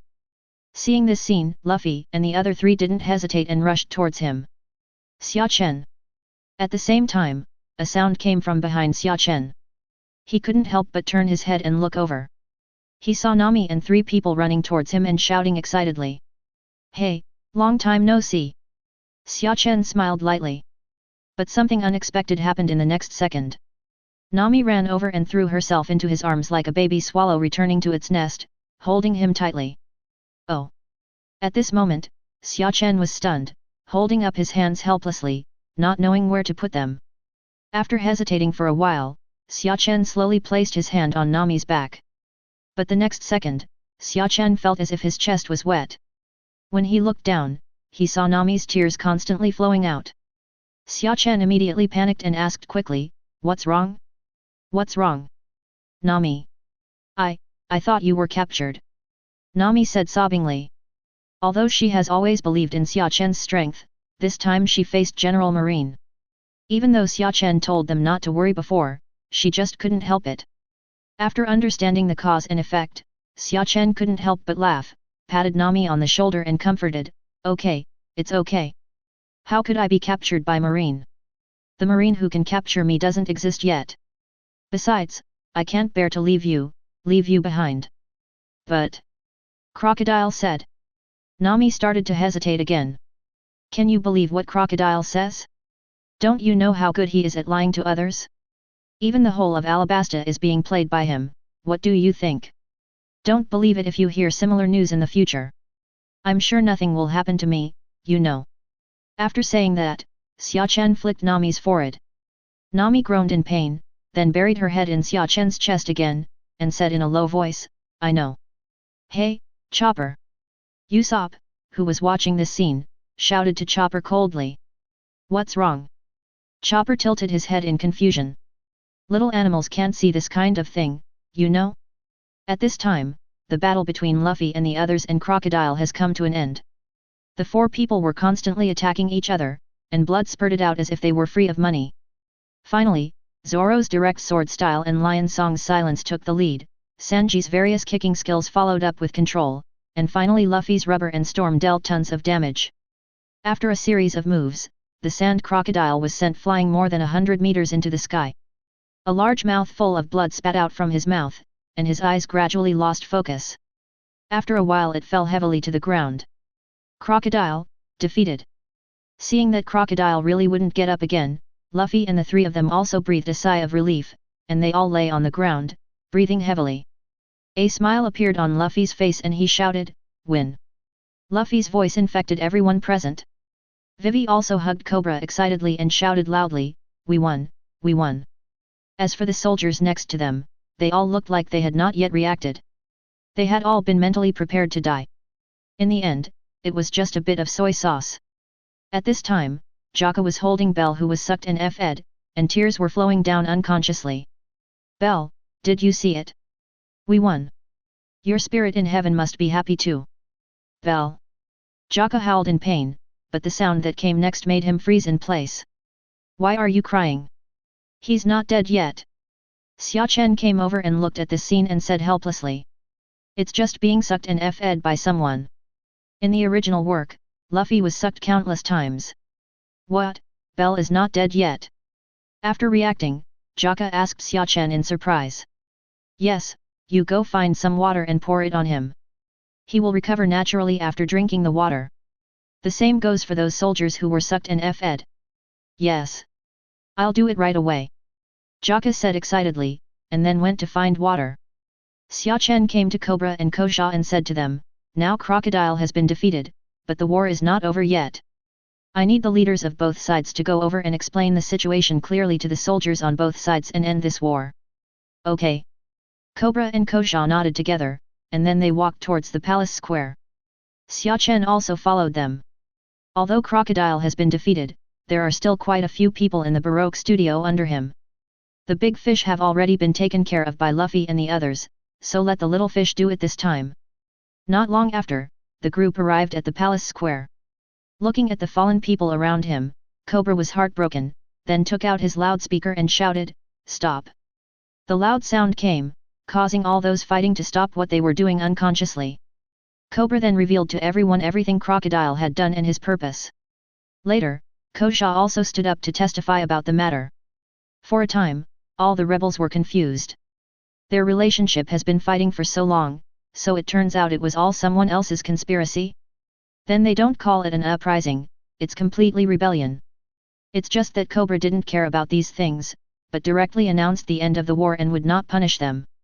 Upon hearing the news, all the rebels dropped their weapons. At the same time, it began to rain lightly in the sky.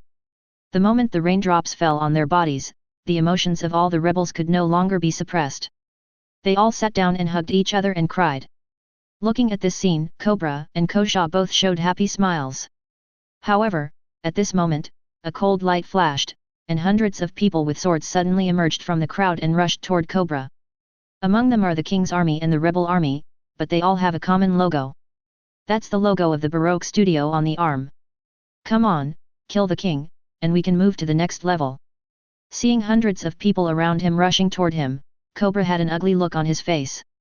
The surrounding soldiers also made ready postures. Just when they were about to make a move, Xia Chen slowly walked up to them. Chapter 94. Xia Chen looked at the people from the Baroque studio who were rushing towards him with an indifferent expression, without any intention of taking them to heart. But Cobra behind him didn't think so. He hurriedly shouted, "Mr. Xia Chen, step back and let the soldiers come. No need to bother, it will be quick." After saying that, Xia Chen's eyes narrowed, and Conqueror's domineering aura came out of his body. In an instant, all the people who came towards him lay on the ground motionless with their eyes white. "Done, call it a day." After saying that, Xia Chen walked towards the direction of the palace. But the others were dumbfounded by this miraculous scene, and they all fell over after just staring. Cobra said in horror, "What a terrifying power this is." After reacting, he looked around, his eyes filled with moisture. Everything was finally over. One day later, Albina Palace. "King, various reconstruction work after the domestic disaster has been implemented in an orderly manner under the guidance of Princess Vivi. Akaram, the captain of the Kingdom Guard, said to Cobra. "Yet." Cobra nodded happily. Cobra was very reassured about Vivi's ability to do things. With her here, everything would be fine. Suddenly, Cobra seemed to remember something and asked Akaram, "By the way, how are the benefactors doing?" "Oh, they have been eating since they woke up yesterday," and Dirakota said they were a little too busy. A smile appeared on Akaram's face when he said this. "Only? Hey? Just what?" Cobra asked doubtfully, looking at Akaram's hesitant expression. "It's just that the woman who was Crocodile's former subordinate, Miss Alcinde, is also with them." "What? Why are you here?" In the restaurant of the palace, everyone looked at Robin in shock, huddled in a ball, and assumed a fighting posture. "Why can't I be here?" Robin said with a faint smile while flipping through the book. "Are you kidding? You are from Baroque Studio, a killer who kills without blinking an eye." Usopp said bravely. "Don't worry about those details, that's all in the past. How could you not care?" After some time everyone calmed down a little. Nami crossed her chest and asked coldly, "So, what do you want to do now?" "I want to join your pirate group, is that okay?" "What?" Everyone who had just calmed down immediately stood up again. "Impossible, absolutely impossible." Nami was the first to jump out an object. "Yes, how can we let people who were enemies yesterday join us?" Usopp and Chopper also shouted. Zoro remained silent, but it looked like he disagreed. "On the contrary. My beautiful lady, you are most welcome to this ship. If you have anything to ask, please feel free to ask me." Sanji walked up to Robin and said gracefully. "Thank you." Robin smiled. Omega. Sanji KO. Idiot perverted cook. Zoro and the others cursed in unison. Robin then looked at Luffy again. Captain, what do you think? Oh, sure. Luffy nodded. Zoro, Nami, Usopp, Chopper, UBD, don't agree randomly. Oh, Chopper, you are so cute. Robin continued. Just, even if you say someone is cute, they won't be happy, UBD. Chopper, killed in action. The quartet is now down to 3. Xia Chen, who was next to him, watched this scene with great interest. Originally, he was still wondering whether so many changes in the plot would affect Robin's ability to board their ship. But now it seems that there is no problem. Robin actually offered to board their ship, and he even knew how to defeat them one by one, which was kind of interesting. You have to give up. There is no way I will let you get on the boat no matter what. Nami said lightly, and then looked at Xia Chen. Xia Chen, please say something too. Ah? Me? I have no objection. Xia Chen said calmly after taking a sip of tea. How come even you? I have a bag of gems I got from Crocodile. Before Nami finished speaking, he saw Robin taking out a bag and placing it on the table, making a crisp sound when shaking. Seeing this, Nami walked over slowly, took Robin's hand and said seriously, please be sure to get on our ship. Zoro, Usopp. These guys who are not determined will have to rely on 2 of us to protect them in the end. Usopp's eyes narrowed slightly. That's right. Zoro replied. Hey, Usopp. Luffy suddenly shouted, and then 2 hands made from Robin's blossom fruit appeared on his head. I'm Chopper ha ha ha. Zoro. In the end, Zoro was the only one left in the 4-person resistance group. Looking at this scene, he didn't say anything. Instead, he walked to Xia Chen and sat down, and asked Xia Chen, why did you allow that woman to come on board? Why not? It's more interesting to have one more person, isn't it? Xia Chen replied with a smile. Hearing this, Zoro glanced at him suspiciously. He always felt that Xia Chen didn't tell him the truth, but the matter was over, so he didn't ask any more questions. Everyone on the ship has agreed, so why is he still insisting? Xia Chen was relieved when he saw that Zoro didn't ask any more questions. He didn't know what to say if he asked again. Should we say that Robin was originally supposed to be a member of this ship? How is that possible? So, this situation is good now. Benefactors, are you satisfied with your meal? At this time, Cobra, Vivi, and Akaram walked in from outside. Oh! It's delicious, thank you for the treat, old man. Luffy shouted loudly. That's good. As long as you are satisfied, I'm afraid the food we have here may not be to your liking. How could it happen? This chef's skills are very good. I want to meet him and compete with him on his cooking skills. Sanji said at the side. Oh? Really? Which handsome guy wants to compete with me on cooking skills? A voice came, and then a person who had nothing to do with Akaram but could only be said to be exactly the same came over. 2 curly-haired uncles. Luffy's eyes widened when he saw this. No, this is Akaram's wife, Miss Dirakota. Vivi explained from the side. Everyone, what? There should be a limit to the relationship between husband and wife, right? Zoro said with a livid face. He found these 2 people to be twins far more convincing than a couple. Seeing that everyone was almost finished eating, Cobra suddenly suggested, if you are full, there is a large bathhouse in the palace. I wonder if you are interested. Big bath. Upon hearing this, everyone's eyes turned into starry eyes, looking very expectant. Chapter 95. Inside the palace bathhouse. Several men and a reindeer surrounded one person, with ugly expressions on their faces. Looking at the group of people staring at him, Xia Chen couldn't help but feel a little helpless. What are you doing? Why? You have so much money. Sanji said with an ugly expression. Everyone else had the same idea as Sanji. Looking at Xia Chen's and then comparing their own, a sense of gap arose. After a long time, Cobra looked at Xia Chen and said quietly, I actually feel, you are more suitable to be the king. Xia Chen. After the shock, everyone jumped directly into the bathtub and fluttered vigorously. After a while, Sanji suddenly asked Akaram, do you know where the women's bathhouse is? I couldn't possibly tell you even if I knew it, BD. Akaram yelled. Unexpectedly, Cobra, a perverted old man, shouted directly at everyone. It's behind this wall. Upon hearing this, Sanji immediately stood up in surprise and said to Cobra, "You are so kind." As he said this, he prepared to go to the women's bathhouse to find out. At the same time, Luffy and others followed him out of curiosity. Seeing this scene, Xia Chen shook his head slightly and sighed. These people are really hopeless. Then a word came out lightly from his mouth. Certainly.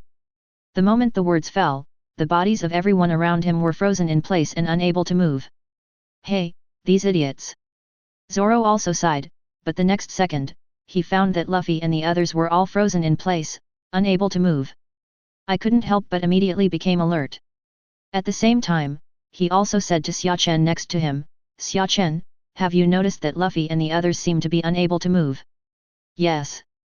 Found it," Xia Chen said lightly. "I did it." This sentence directly swallowed the word enemy attack stuck in Zoro's throat. "You did it?" Zoro asked confused. "That's right. I immobilized them all. This is my latest fruit ability."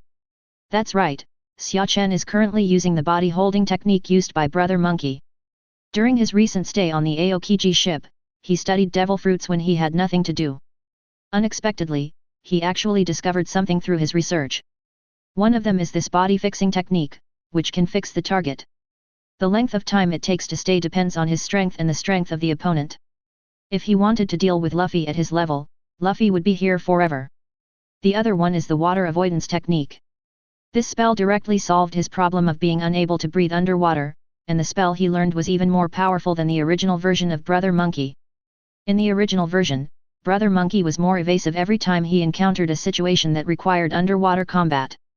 Brother Monkey himself admitted that he was not very good at underwater combat when he was in Laya Shore River. The reason is that Brother Monkey needs to silently recite the water avoidance technique all the time when entering the water, which consumes his energy. It makes him unable to fight with all his strength, which affects his strength. The content found online, please correct me if there is anything wrong. But with Xia Chen's current water avoiding technique, he won't have this problem. He only needs to give himself a water avoiding technique when he goes into the water, and then he doesn't have to worry about it anymore. It's equivalent to paying once and free for life. These two skills are quite useful to him, especially the body holding technique. When fighting a strong person, suddenly causing the opponent's body to pause, this moment can determine the outcome of the battle. It is a small magical skill. Then Xia Chen stood up, looked at the people who were frozen and said, "I will give you a little lesson this time, so that you can think of peeking at other girls taking a shower. You will maintain this immobile position for 3 hours, and it will be released automatically after 3 hours. During this period, you cannot move or speak. Okay, I'll leave first. You guys can slowly face the wall here and think about it." After that, Xia Chen wrapped himself in a bath towel and walked outside. Zoro also stood up at this time, walked around everyone, and then stopped next to Sanji. He mocked without mercy, "Sexy cook, how dare you be so perverted? Didn't you see that Nami and Xia Chen were hugging each other yesterday? Are you still trying to take a peek? Xia Chen ding, you are already light for 3 hours. Sexy cook, just stand here slowly, I'll leave first, ha ha ha." Looking at Zoro's leaving back, Sanji could not speak, but his eyes were full of anger. Not to Xia Chen, but to Zoro. "This green algae head, when I release the immobilization, I will definitely make you into a sashimi." As time passed, news of Crocodile's defeat spread to all parts of the world.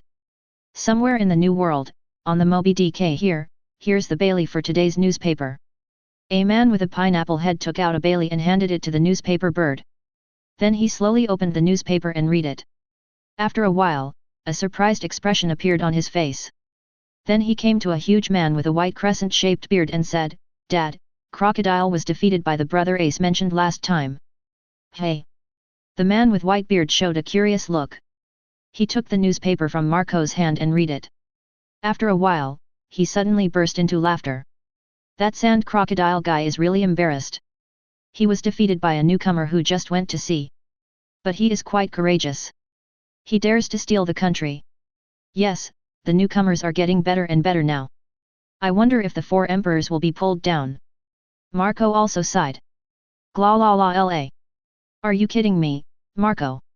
They just defeated a lost dog, they are still far from it.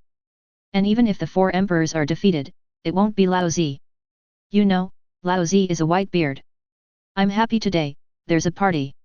Oh. On another part of the sea, a one-armed man with red hair was also reading a newspaper. A smile appeared on his face. Luffy, you've become stronger. At the same time, people all over the world basically knew the news, and the Straw Hat Pirates truly became famous around the world this time. At this time, in a conference room in Marine Headquarters, Marine Vendor. A group of Marine executives are sitting here, including Fleet Admiral, the 3 generals and most of the lieutenant generals. At this time, everyone was silent and said nothing. Finally, Marine Fleet Admiral Sengoku looked at everyone and said calmly, everyone must have more or less news about what is calling everyone here this time. About Crocodile, one of the 7 warlords of the sea, who stole the country. But the decision in this regard is mainly made by the Holy Land. What we at Marine have to do is. Having said this, Sengoku took out the heads of the Straw Hats one by one and placed them on the table, and then said slowly, about this pirate group's bounty. Chapter 96. Somewhere on the shore of Alabasta. Lord Xia Chen, how about letting the slave family be your subordinate from now on? Feng Clay blinked his eyes that made Xia Chen want to vomit and asked Xia Chen. How many times have I told you, no need? Xia Chen was a little helpless. If I had known better, I would have just knocked him out and thrown him somewhere. As a result, Feng Clay is now directly entangled with him. He shouted every day that he wanted to be his subordinate. With their current strength, there is no need for him to pretend to be Luffy to attract firepower. Marine or something can just push sideways. Suddenly, Xia Chen thought of a good way to get rid of him, so he smiled and said to him, Feng Clay, don't you respect the way of the SE the most? I have a place I recommend you to go to. It's called the Kingdom of Monsters, and there's also the King of Monsters there. It's much more meaningful than following me. Really? There is such a place? Feng Clay said in surprise. Yes. Xia Chen nodded, and then continued, that place is called Peach Island. Luffy, tell me. Will Vivi come at 12 o'clock? Nami asked, looking in the direction of Albina. I will definitely do it, she is our partner. Luffy nodded and said affirmatively. They gave Vivi a night to think before they left last night, and then made an appointment with her to meet at Eastport at 12 noon today. This would be her last chance if she would come aboard their ship.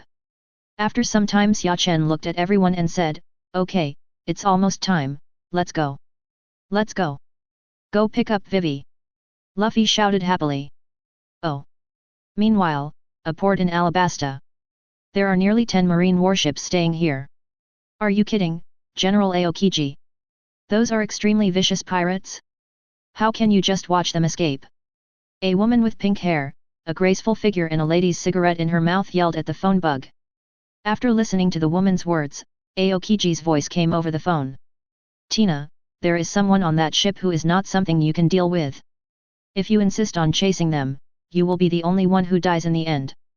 If we watch the pirates escape from our hands because we are afraid of death, are we worthy of the clothes we are wearing? Tina shouted. General Aokiji, Tina cannot obey this order of yours. Tina will never watch a pirate escape, even if it means giving her life. After saying that, Tina hung up the phone directly. Then he walked out of the cabin and shouted to the marine below, everyone, let's go. Go capture the Straw Hat Pirates. At this time, Aokiji, who was far away at the marine headquarters, listened to the beeping sound coming from the phone bug and couldn't help but sigh helplessly. Although he already knew that this was likely to be the result before making the call, and he knew something about Tina's character, but what if? It's a pity that the result still hasn't changed at all. Thinking of this, Aokiji sighed quietly. I hope Xia Chen won't kill me. Aboard the Mary. Xia Chen sat cross-legged on the bow of the boat with his eyes closed, releasing his domineering aura and carefully sensing the surrounding situation. At a certain moment, Xia Chen saw. He saw Luffy trying to pull Usopp's nose, and then Usopp was pulling Luffy's mouth. Xia Chen slowly opened his eyes and looked at Luffy and Usopp on the boat. And the next movements of the two of them were exactly the same as what Xia Chen saw just now. A faint smile appeared on the corner of Xia Chen's mouth. The experience is domineering and advanced. This was the first time that Xia Chen made a breakthrough in domineering without relying on the system, and after the breakthrough, he was able to briefly meet the future. But now he can only predict what will happen in the next few seconds at most, which is still a step behind Ka let alone with red hair. But this is enough for Xia Chen. Hegemony can always be improved by practicing or checking in the future. These are just minor problems. Thinking of this, Xia Chen couldn't help but feel a little proud. It seems that his talent is still very good. But this is also thanks to the battle with Aokiji. Xia Chen discovered that he now also has the characteristics of the protagonist group. After doing sit ups once, he will master new things and become stronger than before. Hey everyone, Marine is here. Just when Xia Chen was about to take a nap, Sanji shouted. What? Everyone exclaimed in unison and ran to the side of the ship to take a look. They saw that a fleet of nearly 10 ships was heading towards their ship. Then these marine ships shot several huge spikes towards them at the same time. Number degree. The densely packed huge spikes were reflected in everyone's eyes, and Nami hurriedly shouted, Quick, stop these spikes. No, these attacks are coming from all directions. If you block one side, you won't be able to block the other. Luffy shouted. You don't have to worry about it, I'll do it. Xia Chen stood up from the goat's head and said calmly. Hearing Xia Chen's words, everyone on the boat paused for an instant, and then they didn't even look at the flying spikes. They were doing what they were doing before. It was as if the incoming spike didn't exist. In everyone's perception, as long as Xia Chen says not to worry about it, then don't worry about it. This is the trust they have established in Xia Chen for a long time. There was only one exception. At this time, Robin was a little confused looking at Zoro who had gone back to sleep, Sanji who continued to cook, and Luffy and the others who were playing hard. Then I looked at the confident man on the goat's head, and a strange feeling came over me. She didn't understand why these people could trust this man so much, and murmured to herself, is this trust between partners? Looking at the spikes all over the sky, Xia Chen didn't move at all, just uttered one word lightly. Certainly. As soon as this final word came out, Luffy and the other two people who were playing around below suddenly became excited and had ugly expressions on their faces, as if they were recalling something bad. At the same time, as Dingzi was spitting out, the spikes surrounding him were all still in the air, unable to move even an inch. Then after a while they all fell into the sea. Everyone! So handsome! Luffy and the other two shouted. The scene just now where all the spikes were frozen in the air was too impactful for them. Originally, they thought that Xia Chen would use a more violent method to deal with these spikes, but they didn't expect that it would be enough to just whisper a word from the corner of his mouth. Luffy and others came to Xia Chen's side in an instant, blinking at him with big eyes. Then they all said, Xia Chen, can you teach us this? Xia Chen. Chapter 97. This is fruit ability and cannot be taught. Xia Chen said helplessly. Ah. After hearing this, the faces of several people suddenly fell down, looking unhappy. Especially Luffy, he even took out his Nika fruit and scolded him at this time. Finally, he complained. Sometimes the gap between fruits is bigger than the gap between people and dogs. Xia Chen was speechless again. If the 5 old men from the world government knew that you devalued the Nika fruit like this, I wonder if they would come over and strangle you to death. But, Luffy is right, it is indeed incomparable to his fruit. Luffy and the others were a little disappointed at this moment, but some people were scared at this moment. On the marine warship not far from the melee, Privates Hobadai and Zhang Jiao stared at the scene in front of them with their eyes widened, and even wiped their eyes several times in disbelief. After a long time, he hesitated and said, is this true?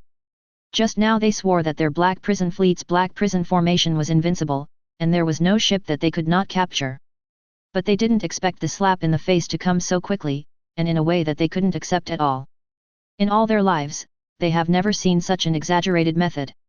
Who is the good guy on the ship who can put so many and big spikes directly in the air? It really blinded their eyes a bit. After a while, Hobadai looked tremblingly at Tina next to him and asked, Captain, do we continue to attack? Tina's face was also very ugly at this time. This was the first time she had seen such an unreasonable thing, and she couldn't help but recall what Aokiji said to her this morning. But it didn't take long for the confusion in her eyes to turn into determination, and she said, keep attacking. Tina wants to see how many times they can block it. The word retreat has never been in her dictionary. However, the scene that happened next made her heart sink more and more. She saw that all the spikes fired ended up being the same as the first round. First they stood still in mid-air, and then they all fell into the sea. Hateful. Tina punched the armrest hard. However, the next sound made Tina break into a cold sweat. Captain Tina, why are you so angry? Our ship has been attacked by you so many times and we haven't said anything yet. In an instant, everyone on the boat tensed up and hurriedly looked towards the source of the sound. Xia Chen was seen sitting above the cabin at this time, looking at them indifferently. With just one glance, all Marines felt a pressure acting on themselves, and their bodies couldn't help but tremble. Tina looked at Xia Chen with an ugly face and said word by word, Demon King Xia Chen, the big criminal with a bounty of 800 million. Hey? 800 million? A look of surprise flashed across Xia Chen's face. You Marines really think highly of me? You set such a high bounty on me. Let me guess, Uncle Aokiji must be partly responsible for this. It's true of him. Isn't this because Chun Chun doesn't want to make me feel better? It seems that I need to greet him properly next time we meet. Tina did not answer his words, but said as if making an introduction, Demon King Xia Chen has the same form as the Demon King. In this form, his strength will be greatly improved. He has powerful armed domination and good knowledge domineering. Strong fighting ability, mastered many methods, including Marine 6 styles, life return, etc. It is suspected that he has a clone-like ability, and. At this point, Tina paused, then looked into Xia Chen's eyes and said word by word, seems like it's not affected by Halo Stone. When Tina said this, she carefully observed Xia Chen's expression, trying to find any clues. But unfortunately, she was disappointed. Xia Chen's expression did not change at all from the beginning to the end. Xia Chen looked at Tina with a faint look and said with a smile, your Marine's intelligence capabilities are indeed good, you know so many things. But I would like to add something to what you said above. Xia Chen stood up and said, I not only have those two kinds of domineering, but also conqueror's domineering. The moment the words fell, a powerful aura emanated from Xia Chen, and the Marines on the ship fell down one after another. In the end, Tina was the only one left on the ship. Tina's face was covered with sweat at this time, and she looked at Xia Chen with shock in her eyes. She really didn't expect that Xia Chen was still the conqueror's Haki, so it seemed that his danger assessment was going to a higher level. Xia Chen continued, as for me not being affected by Halo Stone? Don't you think this is a bit nonsense? Is there any person with fruit abilities in this world who is not affected by the Sea Tower Stone? It's just that you don't know my abilities yet. As for what my ability is, I'll leave it to you to discover later. It is naturally impossible for Xia Chen to admit that he is not restricted by Halo Stone, otherwise there will be endless trouble waiting for him in the future. It is absolutely impossible for the world government to sit idly by with such an existence that breaks common sense. That's why Xia Chen first used Conqueror's domineering power to intimidate Tina, and then explained that it was because of his special abilities. This would increase credibility. Okay, let's not say so much. I'm not here to share information with you this time. If you order Marine to attack our ship again, I will kill you all. As soon as he finished speaking, Conqueror's domineering aura mixed with fierce murderous aura emanated from Xia Chen, heading straight towards Tina. For a moment, Tina felt as if she had entered a world of mountains of corpses and seas of blood, surrounded by corpses, and the strong murderous aura even made her breathless. After a while, Tina was in a trance and found herself on the boat again, but at some point her back was completely soaked, and a large amount of sweat kept dripping from her forehead. The look he looked at Xia Chen was filled with apprehension, and even a hint of fear. Xia Chen looked at her and continued, I know you may not be afraid of death, but if you want these sailors to die with you, just keep trying. Anyway, if I crush you, it will be the same as crushing an ant. That's all, it's up to you to decide what to do. After saying that, Xia Chen was about to return to the melee, but suddenly, he seemed to have thought of something. A smile appeared on the corner of his mouth, and instead of going back, he walked into the cabin. After some time Xia Chen left the warship carrying a package as big as he didn't know how many people he was, and said with a smile, Captain Tina, look at you, why are you so polite? I came here empty-handed, and you gave me so many things to take back. How embarrassing. But it's hard to refuse your kindness, so I accepted it with a smile. Tina? You really have inherited all the fine traditions of pirates.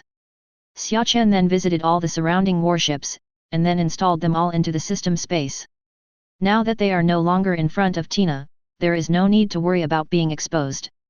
When Xia Chen finished scanning everything and returned to the melee, he had a smile on his face. What a great harvest! Chapter 98. Everyone, come here quickly. Xia Chen shouted to everyone as soon as he returned to the boat. Soon everyone gathered in front of Xia Chen. What's wrong, Xia Chen? Nami asked curiously. I'll show you something good. Xia Chen smiled mysteriously. Good stuff? What good stuff? Luffy stuck his head out and looked at Xia Chen expectantly. Xia Chen did not continue to lie, but took out a stack of reward orders from behind and handed them to everyone. Said, this is the reward order I got from Marine. Each of us has one. What? Everyone exclaimed in unison, but the expressions on their faces were different. Everyone else had happy smiles on their faces, but Usopp and Nami looked hopeless. Usopp asked tremblingly, Xia Chen, is this the good thing you said? Yeah, what's wrong? Xia Chen asked, pretending not to know anything. No. Nothing. Usopp tried his best to look calm on the surface, but his trembling feet still betrayed him. For the current Usopp, his first reaction when he found out that he was being rewarded was that it was over. In this way, he would become a wanted criminal in the future, and a bunch of bounty hunters would want to come and take his head. Of course, Nami had the same idea. On the other hand, the other four next to them were excited at this time. Oh! 120 million Baileys, ha ha ha! That's almost a 5-fold increase. Luffy laughed happily while holding his bounty. Oh, it's only 80 million Baileys? It's not bad. Zoro looked at his reward order and said calmly, but the corners of his raised mouth did not look very calm. After reading his reward order, Zoro couldn't help but stretched his head over to Sanji next to him. When he saw the 60 million belly shining on it, Zoro's smile became even bigger. Pretending to be a strong man, he said to Sanji, 60 million belly? Not bad. Keep working hard. However, when Zoro saw Marine's name for Sanji in the bounty order, his strong expression instantly became unbearable. Ha ha ha. Zoro held his stomach and laughed hard, which made Zoro, the most hilarious person in the Straw Hats, laugh like this. You can imagine what interesting things he saw. This scene first caught the attention of Luffy next to him. He couldn't help looking at Zoro curiously and asked, what's wrong, Zoro? You, look. Sanji's name. Zoro said while laughing. Xia Chen was really afraid that he would choke himself to death while laughing. As for why Zoro smiled, Xia Chen also knew because he also saw it. What? Luffy also looked over curiously. Ha ha ha. The next second, Luffy lay directly on the ground, holding his stomach and laughing, even more exaggerated than Zoro. X Demon Sanji, ha ha ha. Sanji, your title is so domineering. Ha ha ha. Hey? What's wrong? Hearing the laughter around him, Chopper looked up sadly. Because his bounty is only 50 Baileys, and he is called Pet. A civet cat can tolerate a reindeer but not a reindeer. How is he a pet? He is obviously also a combatant on the ship, okay? However, when he glanced over to see Sanji's reward notice, his sadness disappeared in an instant. The laughing duo became a laughing trio. Only Sanji's face was as dark as the bottom of a pot, and his eyes were about to burst into flames when he looked at his bounty. If he knew who named the reward, he would chop him into pieces. He said it. Especially when he saw the three people in front of him who were laughing at him, he became even more angry. Then, he kicked Zoro. X Devil, are you looking for death? Green Algae Head. If you say that name again today, I will kill you. TCH, the pervert is not allowed to talk anymore?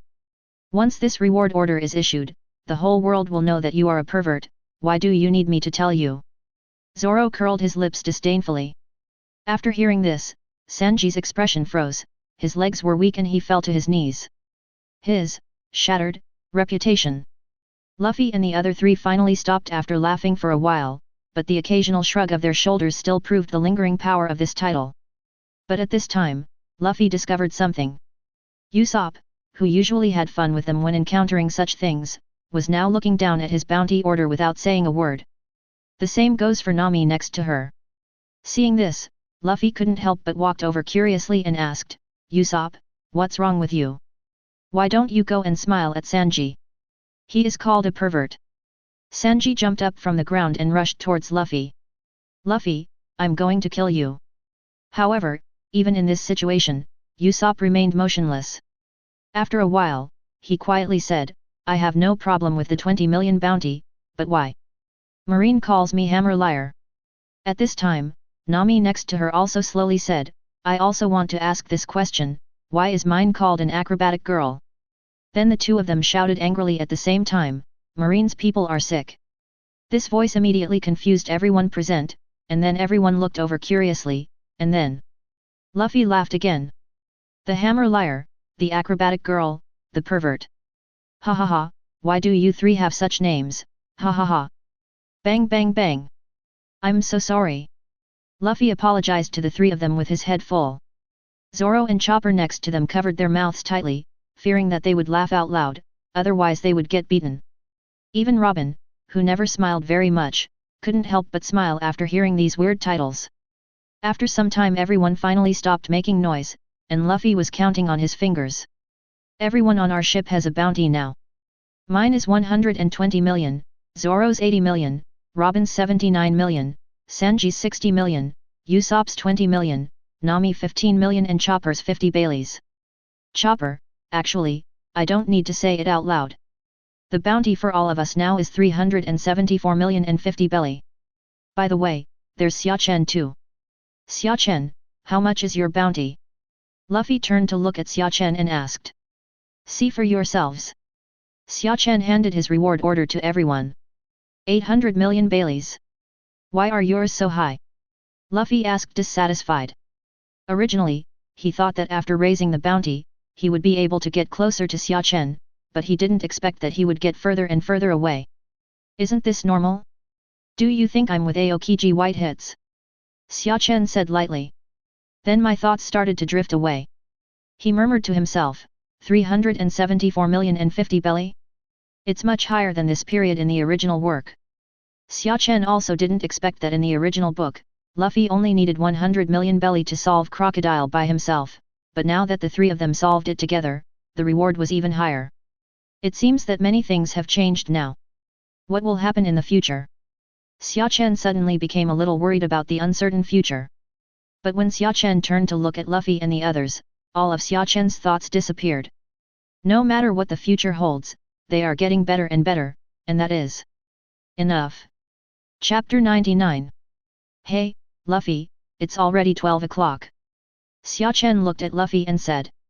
You also heard Vivi's speech just now, so you understand what's going on. Zoro also said. Luffy turned his head and asked, what do you mean? It means Miss Vivi won't be coming. She just said goodbye to us. Sanji slowly exhaled a puff of smoke. Impossible, Vivi will definitely come. Luffy still didn't believe this fact and said stiffly. Hey! Everyone couldn't help but sigh when they saw this scene. Why don't they want Vivi to come on board? They have become accustomed to Vivi's existence after living for so long. Everyone! Just when everyone was emo, a familiar shout came from the shore. In an instant, everyone turned their heads in surprise. Vivi! You're here! Luffy first shouted loudly towards Vivi, then turned to look at everyone. I just said Vivi will come. Hee. However, Vivi's next words made everyone's faces freeze with joy. Everyone! I'm here to say goodbye to you. I am very happy to be with you during this period of time. I have never been so happy. But, I still like this country very much. Everything I love is here, so I can't continue traveling with you. Thank you for your continued care. Thank you very much during this time. When she said this, Vivi burst into tears and burst into tears. Vivi! Luffy murmured. Next time we meet again, are you still willing to call me partner? Woohoo! When everyone heard this, they were silent for a while, and then shouted loudly, it will definitely happen. Then Luffy stood on the fence and shouted, Vivi, you will become a good princess, goodbye goodbye. Vivi, everyone waved and shouted. Looking at the melee drifting away, and thinking of the time they spent together these days, tears welled up uncontrollably on Vivi's face again. Goodbye everyone. Vivi stood there for a long time watching the melee disappear from her sight. Then he turned to look at the duck next to him. Run fast, let's go back ga. Hey! It's so boring. Everyone on the melee was stuffed into the gaps in the railings, looking listless. Watching this scene, Zoro asked a little speechlessly, "What are you doing? If you don't want to let Vivi go, just drag her onto the boat."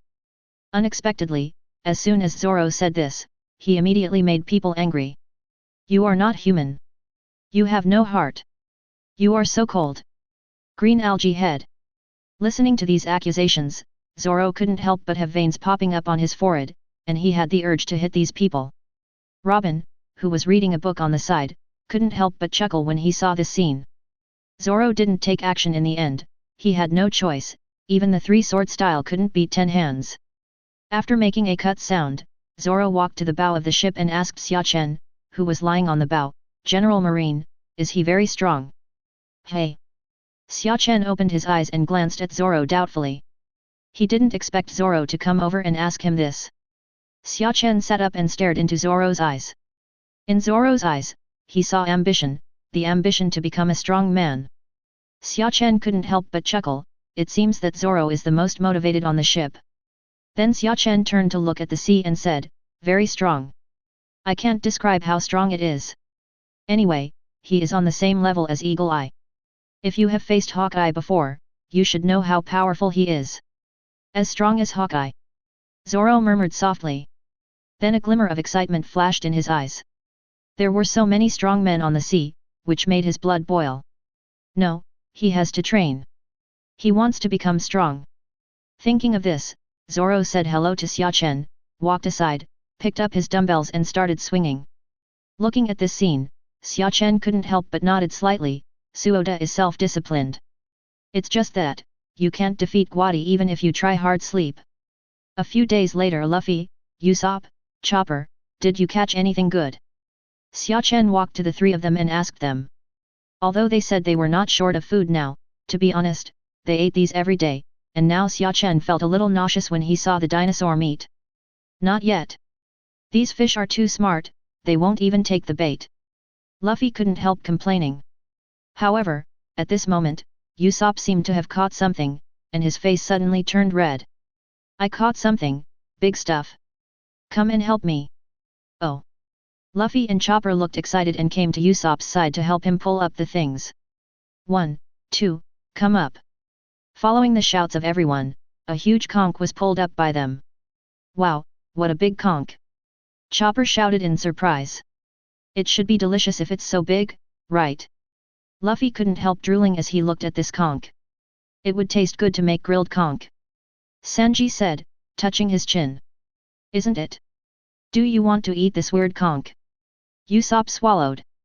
At this moment, the middle of the conch opened and a man came out. "Everyone." After coming out, the man touched his head and said, "It was so dangerous. I thought I was dead this time." "Who are you?" Luffy asked. "Ha ha ha, let me introduce myself. I am the little ladybug mail order layless who can be at your doorstep with just a phone call and deliver products to you. To express my gratitude to you, I will give you a discount on all the products here today. I'm not bragging, our company sells everything from mineral water to artillery shells, everything you need." Speaking of this, Leslie had a proud expression on his face. "Can I buy some paper?" Nami suddenly came over and asked. "It's the kind of paper that's so big and tough that it won't rot even if it's blown by the sea breeze." "Of course. Please take a look." As he spoke, Leslie took out a stack of paper from the conch and proudly introduced, "This is the most advanced millennium paper that little ladybug mail order is proud of." "1,000-year paper? It sounds very advanced," Luffy said excitedly. "Of course, this is 1,000-year paper made of 1,000-year-old fir trees. It will not fade even if it is exposed to the sun for 1,000 years. How much?" Nami asked excitedly. Seeing this situation, Leslie showed a sinister expression on his face, and then said in embarrassment, "This is not easy to handle. This paper is very precious. No matter how much it is, I will pay it. You tell me a price." As soon as Nami said this, everyone on the boat looked at her in shock, completely unable to believe that this sentence came out of Nami's mouth. Is this still the same Nami they knew with no money left? If that's the case, then I'll reluctantly sell it to you. I'll charge you 48 million Baileys for 1,000 pieces. 2 million. Nami slashed directly into the aorta. 4.8 million. Leslie continued to return the offer. Just when Nami wanted to continue bargaining, Xia Chen came out, stopped her, and said lightly, "Let me do it." Nami was a little surprised when he heard this. In his impression, Xia Chen didn't seem like someone who could bargain. Xia Chen came to Layles, looked at him and said, "Take out everything in your conch, I want it all." "Everyone. I won't write about the plot of Colorful Mist because it feels a bit boring, so I'll just write about the Sky Island chapter." Chapter 100. Xia Chen, there's no need. We don't need many things. Nami became anxious instantly. If it weren't for Xia Chen who said this, she would have punched anyone else. Xia Chen did not answer, but continued to look at Layles. When Layles saw this situation, he felt happy instantly. He had met a fat sheep. Then Pidian Padian took out all the things from the conch, and the things were piled all over the floor. Xia Chen looked at these things and was a little curious about how his conch packed so many things. After taking inventory, Layles said, "God, the total price of these things is 700 million belly. You see." After speaking, he rubbed his hands and looked at Xia Chen with excitement. 7 billion baileys. Everyone's eyes widened when they heard this figure. They had never seen so much money in their lives. Even if all of them except Xia Chen were exchanged for the reward, it would not be enough, it would have to be doubled again. However, Xia Chen at this time replied calmly, "Okay." Then he made a move to go back to the cabin to get the money, but when he turned around, a reward notice accidentally fell down and landed in front of Layles. Leslie glanced curiously at first, and then he was sweating profusely. Then he raised his head and glanced at Xia Chen. He was sweating even more, and even his legs were trembling. At this time, Xia Chen picked up the reward order and pretended to be embarrassed and said, "Hey, I accidentally dropped the thing, I'm so sorry. I almost want to throw this away. Didn't I just kill all the people on that island when I met a profiteer when I was buying something on that island? It's true that Marine is making such a fuss and offering me such a high reward. Mr. Leslie, do you think so? Do you think it's too much for me to kill the entire island because of a profiteer? I don't think it's too much at all." After listening to Xia Chen's words, Layles became even more panicked. Just now his legs were trembling, but now his whole body was trembling. He stammered, "1, is not too much at all. I suddenly remembered that I still have something to do, so I will give these things to you, Mr. Xia Chen. Goodbye." After saying that, Leslie got into the conch with lightning speed, then jumped into the sea and ran away. Looking at Layles leaving, Xia Chen had a smile on his lips and turned to look at everyone. Done. Sigma, however, at this time, everyone on the boat was stunned. This wave of operations is worth learning throughout their lives.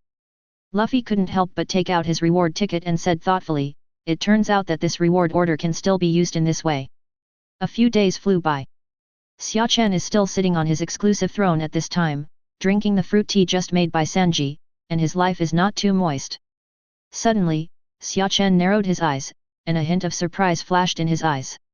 Then 2 fingers stretched towards his left side. Clang! The sound of gold and iron clashing came, and Xia Chen's fingers were firmly holding a knife that was coming towards him. "Okay, Zoro, when did you master the weapon color?" "Just now." Zoro's faint voice came, with excitement in his tone. However, when Xia Chen heard this, the corner of his mouth twitched and he said helplessly, "Then you are so kind to me. As soon as you master the weapon colors, you use me to test the sword. And you always use a sneak attack. I'm helping you train your senses, what do you know?" Zoro replied. Xia Chen was speechless for a moment. What Zoro said is true. With him making sneak attacks every day, Xia Chen really felt that his knowledge and appearance had been slightly improved. Although it is only a tiny bit, mosquito legs are still meat no matter how small they are. Add up to a small amount. By the way, why can't I break your defense even when I have mastered Haki? Zoro asked doubtfully. Hearing this, Xia Chen immediately rolled his eyes at Zoro and said rudely, "You want to go to heaven? How long will it take for you to master your domineering power and break my defense? Let's wait until you practice for another 10 or 8 years before we talk." Xia Chen replied calmly, and then his palm suddenly appeared in front of Zoro's face and slapped him. Upon seeing this, Zoro's pupils shrank and he immediately held the knife in front of him. A large number of sparks were generated the moment the palm came into contact with the knife, and then Zoro was shot out and fell to the deck below before he could hold on for half a second. After finishing all this, Xia Chen picked up the fruit tea and took a sip, then lay down and basked in the sun. However, Xia Chen felt his eyes darken before he had been out in the sun for long, and he couldn't help but open his eyes curiously. What came into view was a huge ship falling directly from the sky. Sigma, this scene shocked Xia Chen directly. At the same time, other people on the boat also noticed that the sky was darkening and couldn't help but look up. Ah! The boat fell from the sky. Chopper shouted loudly with his eyes widened. Idiot, how could the ship fall from the sky? Sanji, who had just walked out of the cabin, couldn't help but sneered when he heard this. But when he looked up too, the boat really fell from the sky. After being stunned for a while, Xia Chen finally reacted. Certainly. As the word ding was spoken, the huge ship floated in the air, including the tiny wood chips around the hull. Not to mention, as soon as he opened his eyes, he suddenly saw a ship coming towards him. Even though he thought he had experienced strong winds and waves, he was shocked. Wow! Xia Chen, your body holding technique is really amazing. You can hold such a big ship in place. Low-key, low-key. These are just tricks. Xia Chen said pretentiously. After everyone was amazed for a while, they also thought of a question. By the way, why did the ship fall from the sky? Luffy asked, looking at the sky curiously. This sea area is really strange, and my record pointer is broken. It keeps pointing to the sky. Nami also interjected at this time. Maybe it's not that the record pointer is broken, but it might be pointing to an island in the sky, which is the so-called empty island. Robin came over and said calmly. Sky Island. Luffy instantly showed an excited expression when he heard this. Islands floating in the sky? Sounds so interesting. Strictly speaking, it's not the island floating in the sky, but the sea floating in the sky. The sea is floating in the sky. Luffy became even more excited after hearing this, and shouted directly to Nami, Nami, let's go to Sky Island. Idiot! The sea floating in the sky? Are you mentally ill? How is this possible? Nami said speechlessly. That's not what you said, Miss Navigator. In this sea area, you don't have to believe in all common sense, but the only thing you have to believe in is the record pointer in your hand. The reason why it appears like this now is probably because it is attracted by the magnetic force of the empty island. Yes, empty islands do exist. Xia Chen also interrupted at this time. For a moment, everyone looked at him, and then Luffy happily shouted, okay, Sky Island. Sky Island. Nami also asked Xia Chen at this time, how to get to Kong Island. Well, I don't know much about this, but we can look for clues, such as, the ship above our head. If you enjoyed this video, please give it a like and subscribe to the channel so you are notified of future uploads. You can find the next parts in the playlist visible on the screen or on my channel. Thank you for watching, and I'll see you in the next one.